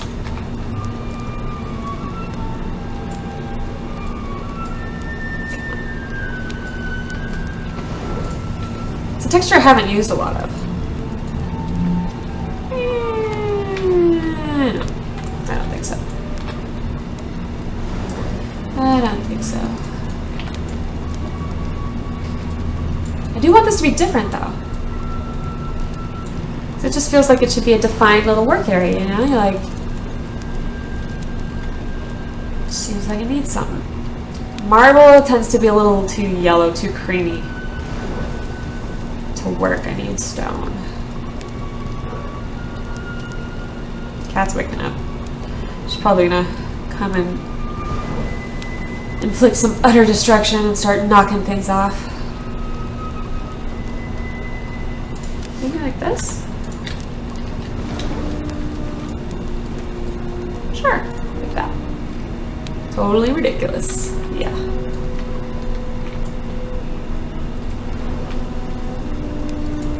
Meh. I'll leave it over there. I don't know. It looks kind of weird to have those two different types of work stone, but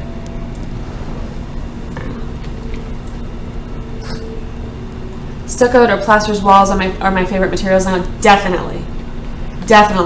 And when they first added it, I was really sort of like excited and then disappointed because in the first house when I started to put stucco, it was so stark compared to what I had before that it stuck out like a sore thumb, and it didn't mesh right, and I was like, darn it, because the bright white it was so bright, and still when I turn off shadows it kind of hurts. It's really bright. It's like blindingly bright. But now I really love it because it just looks really clean and definitely looks more, it lends itself better to a modern build than a lot of the other textures. I'm hoping that they add more stone textures because right now there's a lot, don't get me wrong. but I would like to see more. Because most of these, when they first added them, I thought they were new. Turns out that they were basically stuff that you could run around and use the dropper tool to pick up.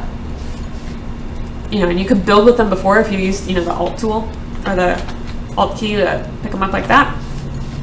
And they just, basically they were already something you can build with. They just added them in the picker so that you can use them more readily. Something I did on the last house, which I really liked, I didn't do it here just because it didn't seem to fit as well. But basically I did a trim. I had stucco walls and then I did a trim out of plaster. Shoot. Come on, get the whole thing. Sometimes it's so hard to get the, there we go. Which I think looked pretty nice. I love a refining process to get primary color materials that don't blend like a refined version of rubicite. Yeah, like I think people have mentioned a lot, like having a true paint tool that wasn't just a texture, like it would take a texture and actually change the color, which would certainly add a lot of freedom. I don't know how, it seems to me that would be more complicated to code, like to implement would be kind of hard. So I don't know. And to get the tool, with any building tool active, so like selection tool like I have now, or the add tool or the delete tool, I think even the smooth tool, when you have any of those active, you can use the Alt key and you get a little beam of light. And it's like an eyedropper. If you've ever used like Photoshop or some sort of graphics editing, you can use the eyedropper tool to pick up a color. It's the same idea. It just picks up the texture and then lets you build with it. And yeah, I almost kind of want to do it in here, but I don't know. I really do like the plaster trim with the stucco walls. Because initially I had like a wood trim, and I'll show you. It looked really super 70s.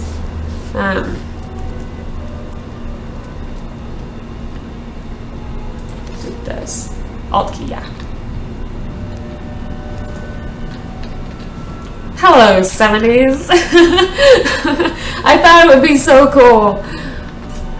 Especially because at the time I also had my kitchen in wood texture. I think I was using wood grain, like a vertical wood grain. Oh, and then I think I had the shingles on the edges, like kind of like I've got the banded metal to distinguish between counter sections. And at the time I had that all in wood, and then I put down the wood like baseboards,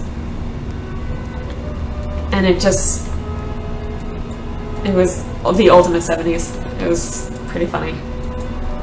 It looked like if you go to some old apartment that hasn't been renovated in a while, and they're just like, you're like, yeah, okay. Stucco obsidian is perfect for modern and sleek. Yes, absolutely. That's why I've used a lot of it. I'm gonna have to actually really restrain myself from using that in like every house I do, because if I did, it would get really boring really fast, I think. But it sure does look nice, doesn't it? Just makes everything pop. The only downside is like when I turn my shadows off, which I started to do before I installed the SSD that I'm running on now. I tried turning the shadows off just to increase performance and get higher frame rates for you guys. But it hurt. It hurt. Like, the stucco was so bright, and then the obsidian was so dark. It was just, it hurt. I felt like I needed to put on my gamer glasses, which I totally have. But there's a nerdy little bit.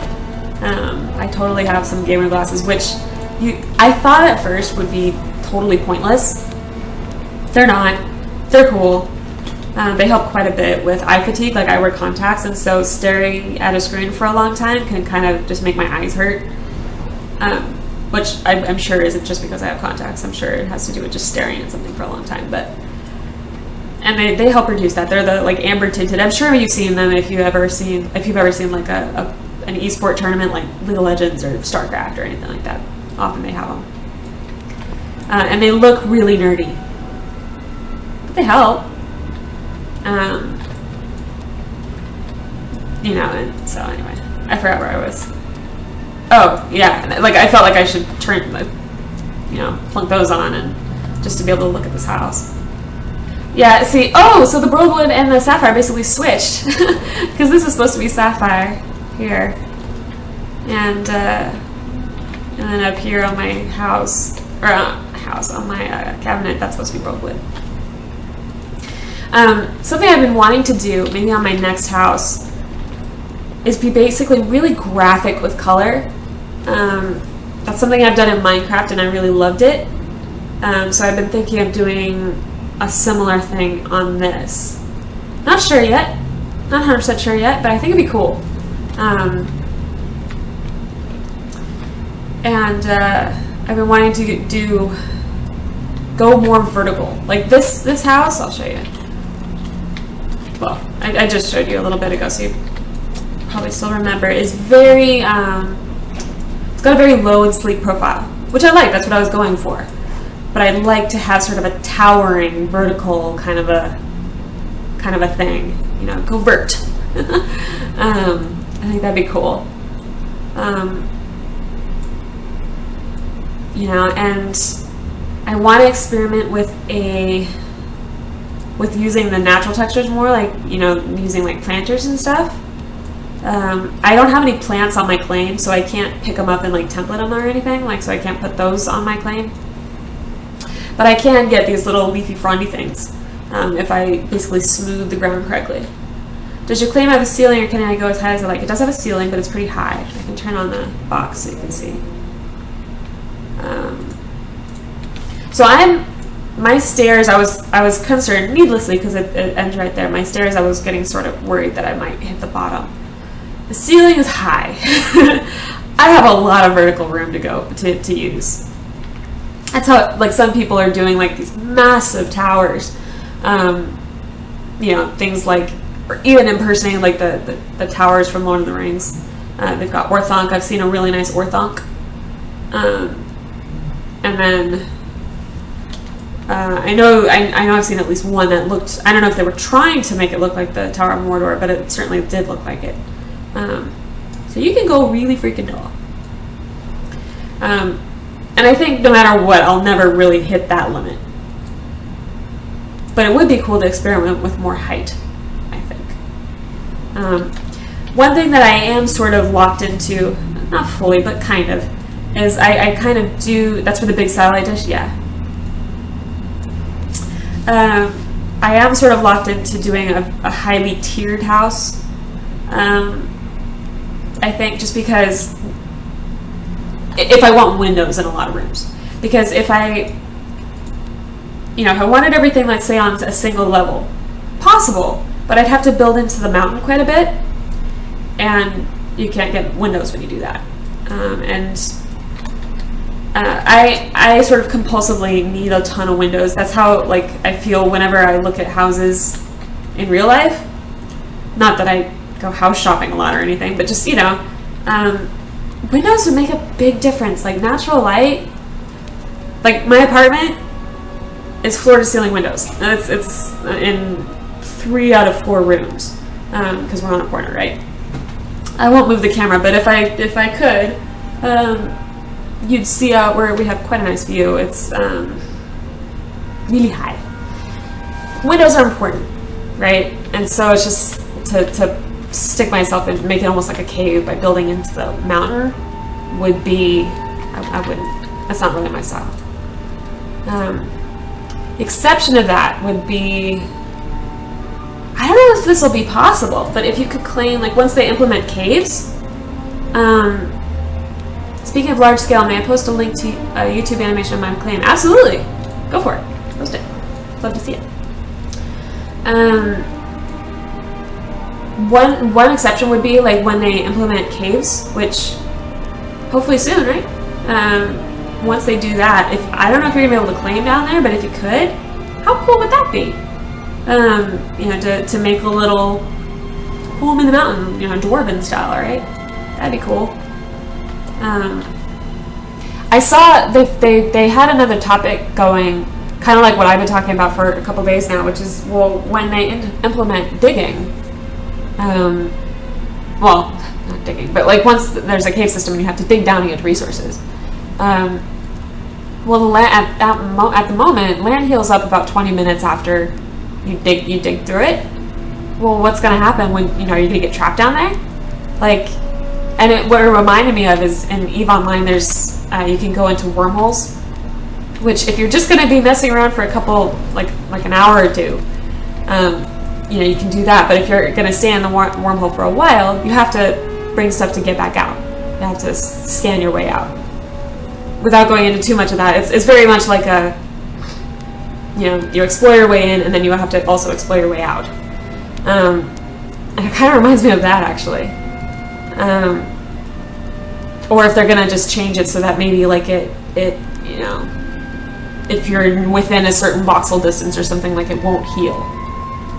Because I wouldn't think they'd have a way to like track, like, okay, you made this hole and you're still in it. The other thing is, what if you're digging, you're in a tunnel, and you log out? For right now, that wouldn't be a problem because I'm guessing it would just, you know, maybe you have to like, okay, I'll dig around myself and free myself. But once they implement health, will you suffocate? Like Minecraft style? Like, because if you know, in Minecraft, if you are in too small a space, you start to suffocate and take damage and you can die. Which makes sense, because if you're buried alive, that wouldn't be so good, right? So, you know, I guess that becomes like, if you're underground, you'd want to make sure that you log out in a cavern, in a natural cavern that will always be there, right? For now, if the ground heals on you, you get back to the surface. I tried. Yeah, for now the ground heals. You know, and once they implement the pulverizer, which they've been talking about, once they have that, it might not be that big a deal because you can just, like, I guess it'll be really efficient at digging tunnels. You know, so it's not like you're not going to be taking your pick, you know, and whacking your way back to the surface, because that would be kind of tedious, right? Like if you whack your way all the way down, and then you have to whack your way all the way back up, that's going to add a lot of time, you know? Like if this is the rate at which you get down. And they've talked about, like, it gets all the way down, you know, like these islands are 2 miles across and 2, you know, in both directions. And then I can't remember if it's meant to be 1 mile deep or 2 miles deep. But even if it's just 1 mile deep, imagine, you know, if it takes, you know, 10 minutes or so to run from the crystal out to the outer edge of a map, it would take that long of just running. If you could run vertically, it would take that long to get all the way down, right? But you're not just running, you're digging. That's going to take a long time. So I know they're going to implement the pulverizer that basically makes it more efficient than this, where you're not going to collect any resources doing that. You're not going to, like if you happen to run into minerals along the way, you won't get them. It's just getting dirt out of your way. You know, so it's from making tunnels, and that's about it. You know, and then once you get to a cavern, you whip out your pick and then start, you know, doing your thing, right? But still, you know, it's interesting to think about. Or like, what if you get really disoriented? Like, you know, like I guess you'll always have the gravity of your character. You'll be like, okay, I'm standing on the floor, on the ground, and then I need to go up. I tried to dig straight down with my brother once. It was deeper than the map is wide. Really? Then that it probably is 2 miles down then. I know people have done it and basically just gets really, really smoky, where it gets so smoky you can't even see anymore, which would scare the crap out of me. I haven't done it yet. And I know it takes a long time, like hours. So I haven't tried to do that yet.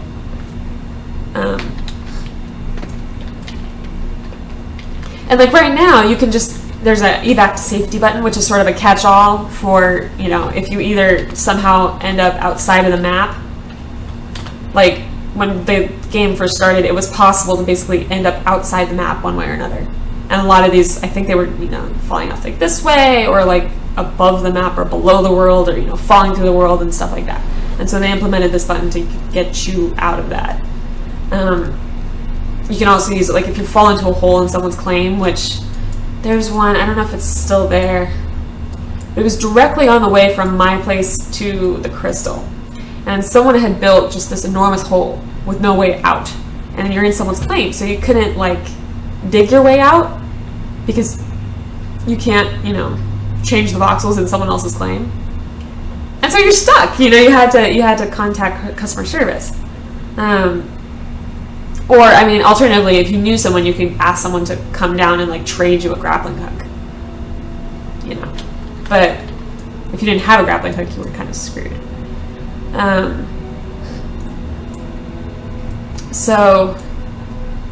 But yeah, I mean, if you fall, you can also use the button. You can use the evac to safety button. Or if you're just really far down, you can use it. But it's a temporary fix. They're gonna eventually, it's only going to work if you're actually, like, outside the world, or, you know, basically somewhere you're not meant to be. You know. So that would be interesting when, you know, like, well, how are they going to deal with all those things, right? Or, like, you know, how dangerous is it going to be to say mine down? Like, normally, like in Minecraft, you never really want to mine straight down because there could be lava below you and you'll just fall into it.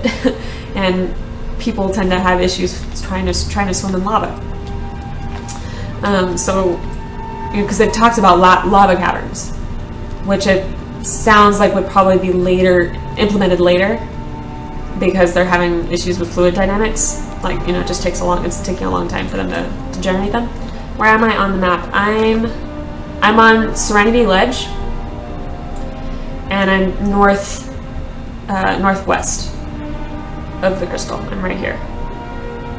And I'm over a couple of ledges. It can be hard to kind of see my place immediately just because I'm tucked between some little ridges right here. But yeah, if you want to drop by, you're more than welcome to. Check this place out.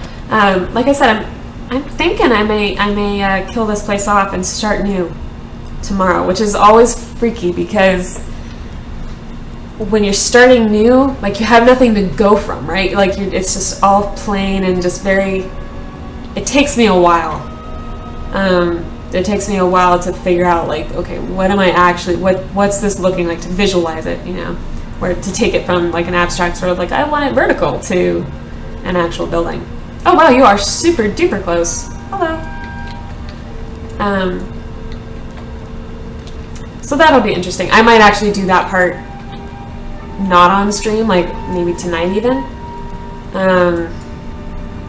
Just because I kind of, you know, go back and forth of, like, oh, I don't want to do this, do I want to do that? And that indecisiveness may not be the most interesting thing to watch on stream.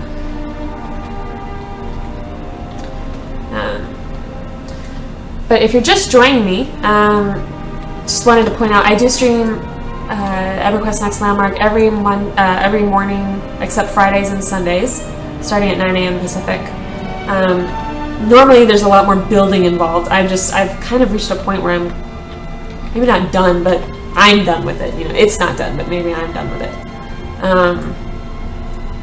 So every morning except Friday and Sunday. So if you want to hit follow, that way you'll get notifications. It's free, and you'll just get notifications when I do stuff.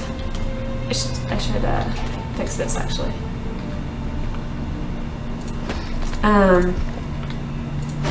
And then I tend to stream some other games like Minecraft or EverQuest Next Landmark later on in the day. EVE Online, later in the day.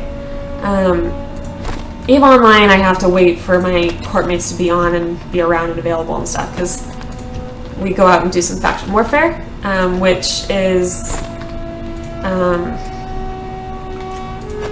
a bit punishing to try to do by yourself. And I say that from experience. It involves a lot of dying. And plus, it's just more fun, you know, because you're hearing the comms, and it's the guys I fly with are pretty funny. That's really strange. I see your name, but not you. Are you invisible, Morthrax? I assumed, because I assumed you were like on the other side of the mountain. I was like, oh, I just don't see your body. Oh no, there you go. Am I going to play Star Citizen? I plan to. I have several friends who are getting really excited about it. I was talking about it earlier in the stream. I love the concept of what they're doing, and what they're trying to take on is so ambitious. If they can deliver that, it's going to be mind-blowing. It's going to be really cool. I think it's going to take a hell of a computer to run it. Like the way they've talked about their damage system, seems like it's going to be really CPU intensive. Like, I thought this game was intense in terms of what it requires your computer to handle, rather than just having them send it down.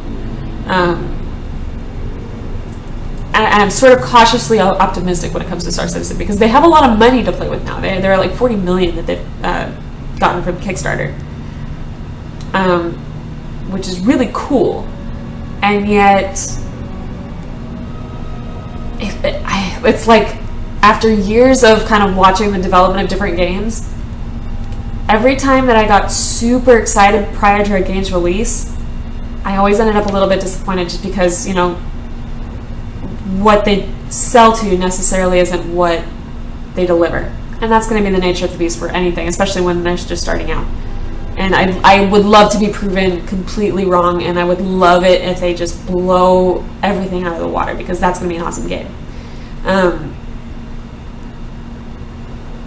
But after watching the development of games in the past, it's taught me to be a little skeptical, especially because what they're talking about is so groundbreaking. Like, no one has done it. I mean, they're talking about basically rolling several very complex games into one. Like, you've got, obviously probably the closest analogy would be EVE Online, which has been around for a while. But there's a lot more gameplay that they're talking about. I mean, like, where, having, like, the style of combat, it sounds almost closer to, like, an FPS, almost. Like the space version of an FPS, very real-time, kind of. And still having a very deep economy and all that stuff. It's just, I'm kind of skeptical, but hope they prove me wrong, because if they do, that's going to be an awesome game to play. And I also hope they do it on a time scale that's not utterly stretched out. They've taken a little longer than I'd kind of hope they might, to kind of get moving. Like, they've been promising the dogfighting for a while. I kind of thought that would be out already. Especially because it's you're dueling in a box, right? Like, I would think that would be limited enough in scope for them to get that out a little sooner, because what they the stuff that they've been showing, like in demos and stuff, it seemed like they were much past that. But I don't know, maybe not. I know what you mean, but I love Space Sims so too much to not help them make it. Yeah, I mean, I agree. That's, I'll probably be getting the 325A, I think is the one, where it was like a interdiction-based ship. A little fighter frigate. No, not a frigate. I always confuse, like, what their names, like, classes of ships are with, like, EVE. Where it's basically like a little one-man fighter. And it looked pretty cool, because it looked like it had the range to keep up with it. My friend got the... what's the name of it? I don't remember. It basically, it could hold like 8 people or something. Maybe it was 6 people. And it was very long range and, big old ship. And basically I could fit mine in his or something, or like go with it. I don't know. That's a weird sound. My building's falling apart. Oh my god, yeah, that's gonna get so confusing between the Eve and S. Oh my god, it's already happening. Like, the Eve kind of breakdown of the way Eve breaks down structure, or breaks down ship classes. You know, you've got frigate, cruiser, battleship, and there are various caps, like, you know, capital or carriers, dreadnoughts, supercarriers, and titans. Like, that is so ingrained. I mean, I've been playing that game for a long freaking time. So, to try to, you know, change that up and be like, no, it goes from, like, I want to say it went from frigate to battlecruiser. Like, it didn't... Someone can correct me if they happen to know. I've tried several times to get into Eve, but it's hard with no one to help. Yes. Eve, it really helps to get into a corp and know people who can kind of help you get started. Not in the sense of giving you stuff, but just in the sense of helping you deal with the learning curve. It's a pretty intense learning curve. Yeah. And it's really punishing the newbies too. Like, because like I was talking about earlier, the game culture is very much, yeah, you gotta have your wits about you, you know? Like, if you get scammed, the GMs are not gonna be like, oh, I'm so sorry, here's your stuff back, you know? It's just be like, well, you should have read that contract more carefully, huh?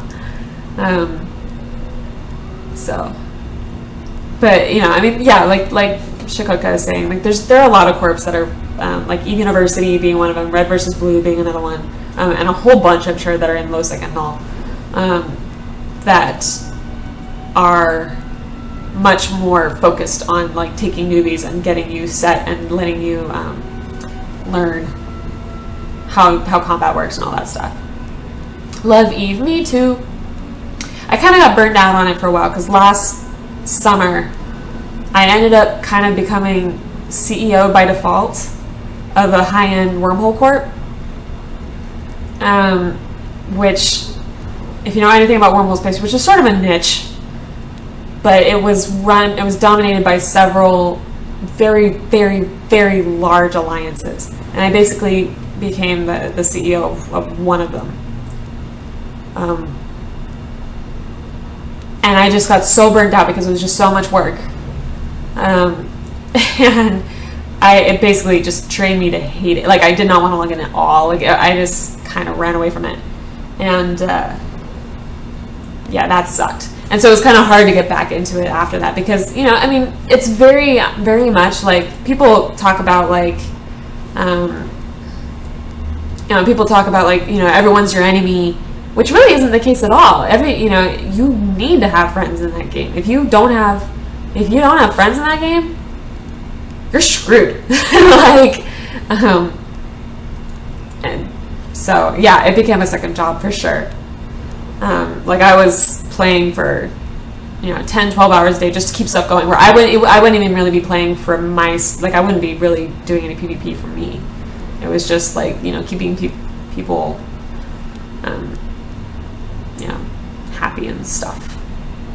You know, doing management and admin and stuff. Hey, Vengeance, are you watching the stream? I guess I'm asking in game, like, oh, just wave. I don't know. So it took a while to kind of be okay with playing again. And I've been just doing faction warfare, which is a lot more, I don't know, just a lot more casual, I guess. Yeah, wormholes are exploration, PvP, PvE, all of it. I didn't PvE a whole lot. PvE in Eve is not the most fun thing. But only something like, it's like less than 5% of the people who play Eve live in wormholes. And so I was part of that 5%. So, pretty fun. Like, it's really great because it's very rewarding, that kind of PvP. You don't get blobbed as much. I don't know why I'm talking about Eve so much on this stream, but, you know, you don't get blobbed as much, but, you know, because you can't have, like, super cats can't get in, you know, and there are wormhole mass limits, so you can't bring in a ton of heavy ships and just, you know, massacre. But there's a lot of politics, and that's what killed me. I hated politics. Okay, I'll shut up about Eve. I probably shouldn't be talking about it so much on an EQN stream, but whatever, it happens. Yeah, I'm pretty much feeling like it's time for this place to say goodbye. Because if I'm able to run around this much and not do things, then it's done. I wish I had a clue what you were talking about. I know, I'm sorry. I'll stop rambling about Eve.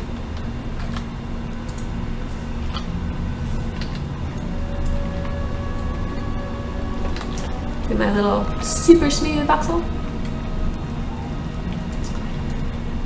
Yeah, maybe so the stream's at 4, which I'll say that again. If you live under a rock, haven't seen any other EverQuest Next Landmark streams, if I'm your only one, definitely check out the official Twitch stream for EverQuest Next Landmark. They're on tonight, 4 p.m. Pacific. They go for an hour, and they really put up some interesting content most of the time. So Dexella, the community manager, runs it, and she usually brings on, like last week and the week before, they had Terry Michaels, the senior producer, and then they bring on they talk about like where the game's going, how stuff's just how everything's going, features coming up, stuff like that, and then they usually have like a dev builder who'll kind of demo some stuff. I guess this week they're maybe going to do arches. Not sure. Last week they did 2. They did curved roof, and they did like a convex or concave kind of roof, and then they did like a spiral staircase. David will be on it tonight. There you go. Yeah. So definitely watch it, and it's worth watching it live because if you're around for it, because they what if I got some water? That's funny. I don't know. Vengeance, are you on the stream? Are you watching me?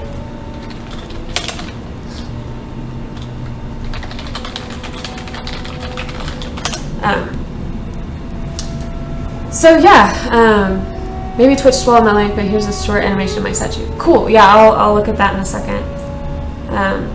Actually, bring it now. Oh, that is really neat. That's awesome. Really good job. That's huge. Holy crap. Yeah, that's really huge. I have not had a lot of luck with. I haven't really messed with sculpting a lot in EverQuest Next Landmark. Kind of hoping that they'll revamp the smooth tool a little bit before I start doing that, because smooth tool is not the most intuitive thing, I guess. Especially because you have to have buffers and all that stuff. But yeah, worth watching it. Worth watching the stream live tonight if you can, because they give out. If you are a follower, if you're following their stream and you're watching,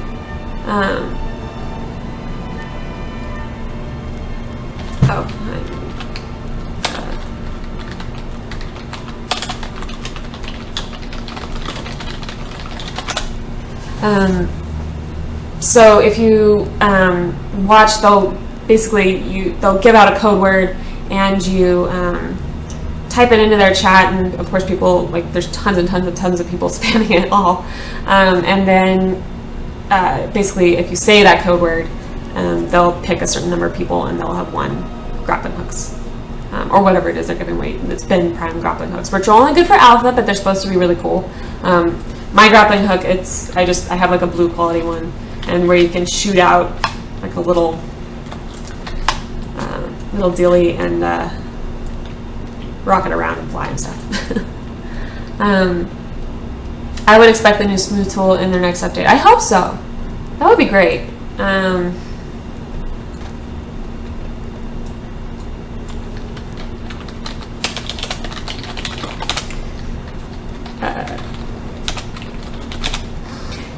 So yeah, plus one of the coolest things is usually towards the end of the stream they feature a whole bunch of player creations, usually like between 5 and 10. So they'll talk about, people, there's a thread on the official forums, and you can submit pictures of whatever it is you're building. I did. and basically they pick the ones they like and they put them up and they say who did it, and it's cool. I like it.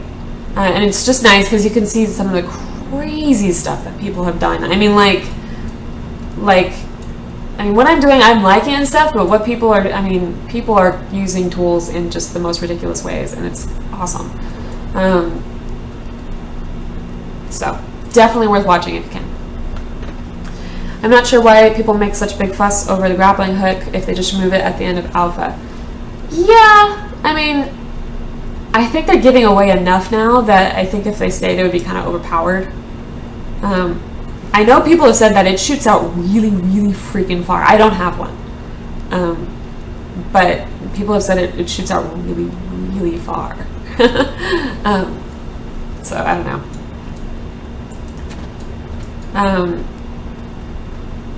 Like far enough that it was hard to even aim because like you might not even see what you're shooting it at. So I don't know.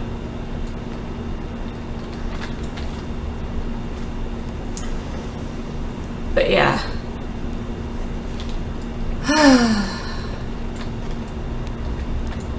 Probably gonna go for another 10 minutes. I've been streaming since 9, so I'll probably go till 12. Oops.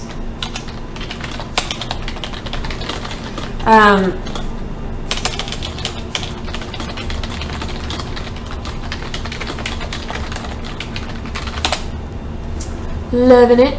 Are all grappling hooks going away? No. Well, yes and no.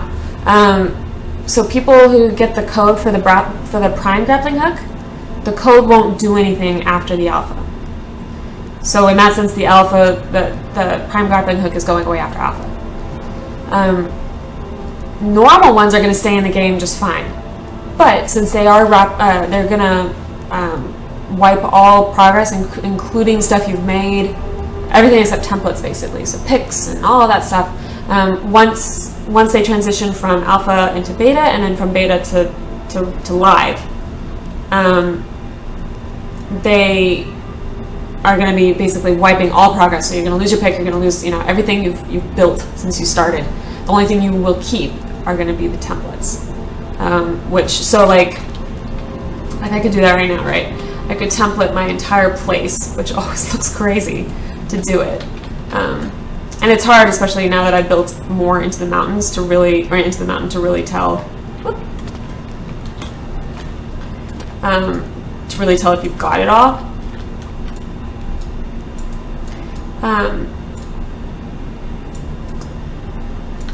But it lets you save basically everything you've done, so that then it turns it into a template, which you can then make on your next claim. So that's good. I'm guessing that'll cover the basement. I should check it. And you can save. You have enough voxels in your limit or whatever to be able to basically do this 4 times, even if you had voxels solid all the way up in your entire claim box. It's a voxel limit rather than like a number of templates or something. So like you could do a ton of small templates or just a few larger ones. This is gonna be difficult in it.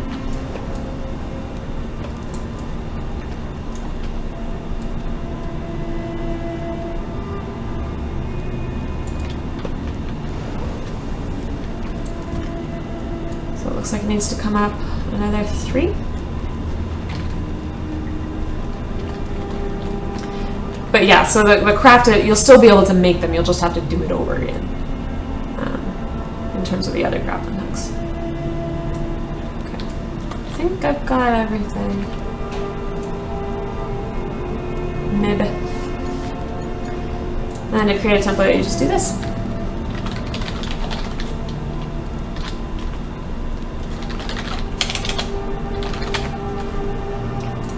And then I always double check that it actually made it in, because sometimes it doesn't. And it did. So like if I wanted to place it, it's gonna look crazy.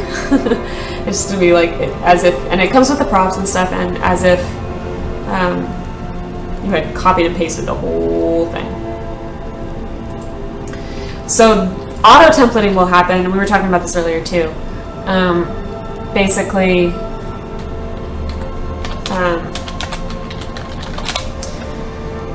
once they wipe claims and stuff, they're not going to just leave you hanging. You'll be able to, they'll auto template your entire claim. And I guess someone was saying earlier that that won't count towards your voxel limit. I kind of want to confirm that because it's important. It's an important distinction. But basically, that way you will still have your plans. You won't have the stuff to build it. You'll have to go out and get that again. But you'll still have the plans to make whatever it is you had. So yeah, normal crafter hooks are here to say yes, yes. I'm gonna miss this house actually. Oh, nostalgia. So yeah, I'm gonna see if I can get YouTube to play nice when I'll upload this stream. Of course, I'll have to chop off the first half hour. If you join me later, good.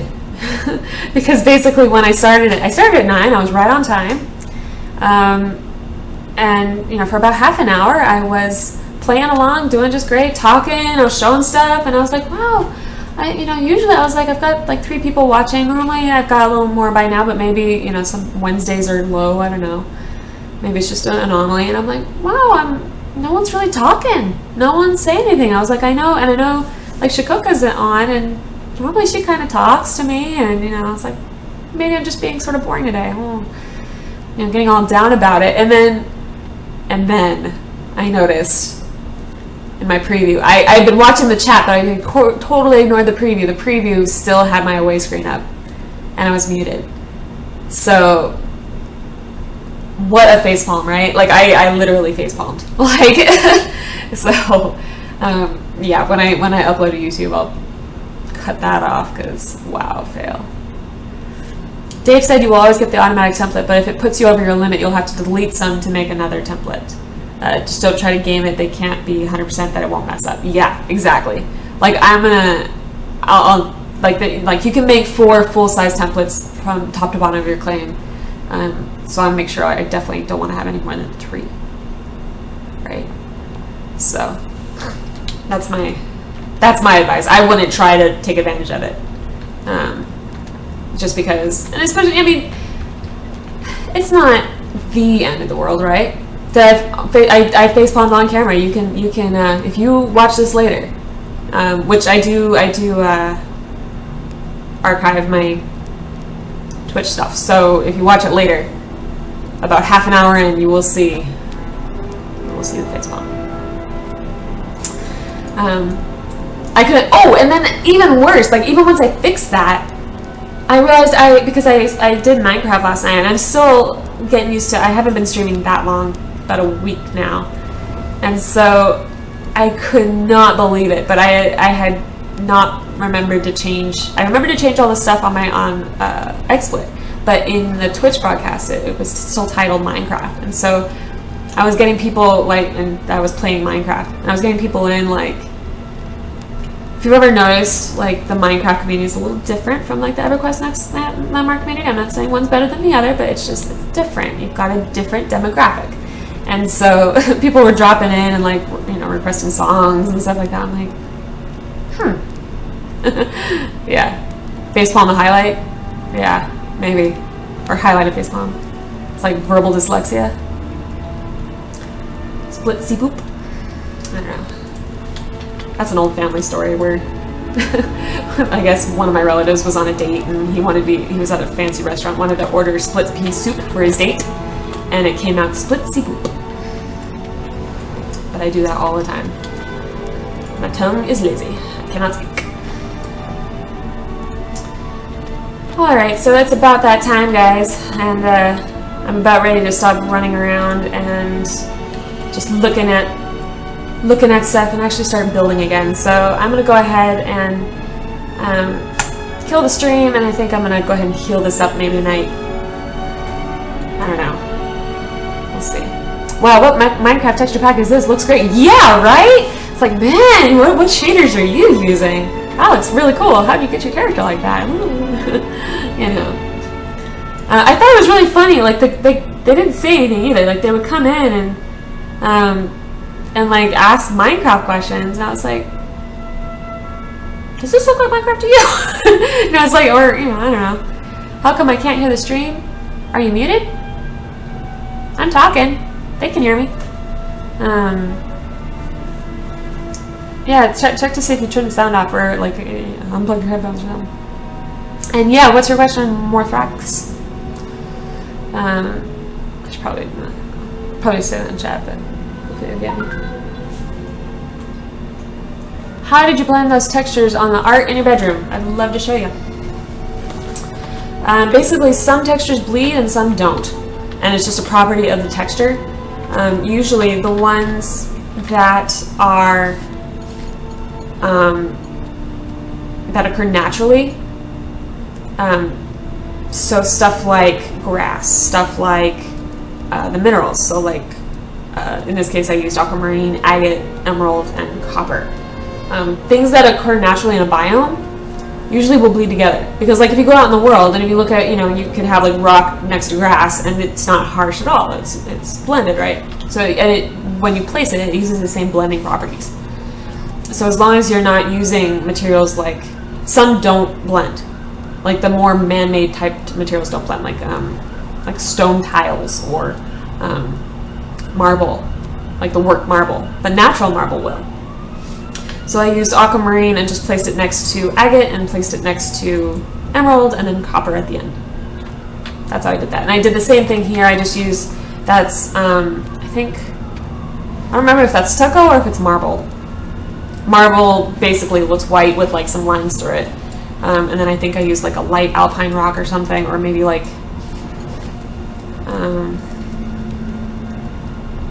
light tropical ocean rock, I guess. And then down to darker and darker, and I think that's natural obsidian. And then if you rim it with like polished obsidian, a polished obsidian doesn't bleed, so it kind of brings it. So that's how I did that. Alright guys, well thank you so much for joining me today, and I will be back tomorrow, 9 a.m. Pacific, streaming more EverQuest Next Landmark. Not sure if I'm going to be doing any EVE tonight. Haven't talked to my friends, haven't talked to my FC, which is kind of an important link, right? I hate FCing. I will never, ever, ever, ever, ever FC on a stream, so I'm going to leave that to somebody else. So if he's going to be around, then maybe I'll stream that later. Minecraft kind of just depends. I'm going to be doing some video editing. So I will follow you, but I have to promise EVE lessons. Careful what you wish for is what I would say to that, because I've been streaming faction PvP, which is completely different from wormhole PvP. It's basically the opposite end of the spectrum. I'm very used to wormhole PvP, which is big, expensive ships like T3 cruisers, or Tech 3 cruisers, and like Balgorns and Capitals and Guardians, and fully like every ship worth, you know, more than $500 million kind of thing, or more like 1.2 bill. I'm used to that, having, you know, 150,000 EHP. But I've been doing frigates, which have like 3,000 EHP. So there's a lot of dying, a lot of era going splat, especially because I've been flying a Rifter, which is like held together by duct tape in every sense. It looks like it, and it feels like it, and it dies like it. So I die a lot, but usually like I've got a highlight of a pretty good fight, which we all died, but it was a lot of fun. And the comms are fun because the guys we run with are pretty funny. So yeah, I may be streaming that later. I'm not sure. Depends on them. So yeah. All right. Well, I'll see you guys tomorrow, and thanks for joining me. Bye bye.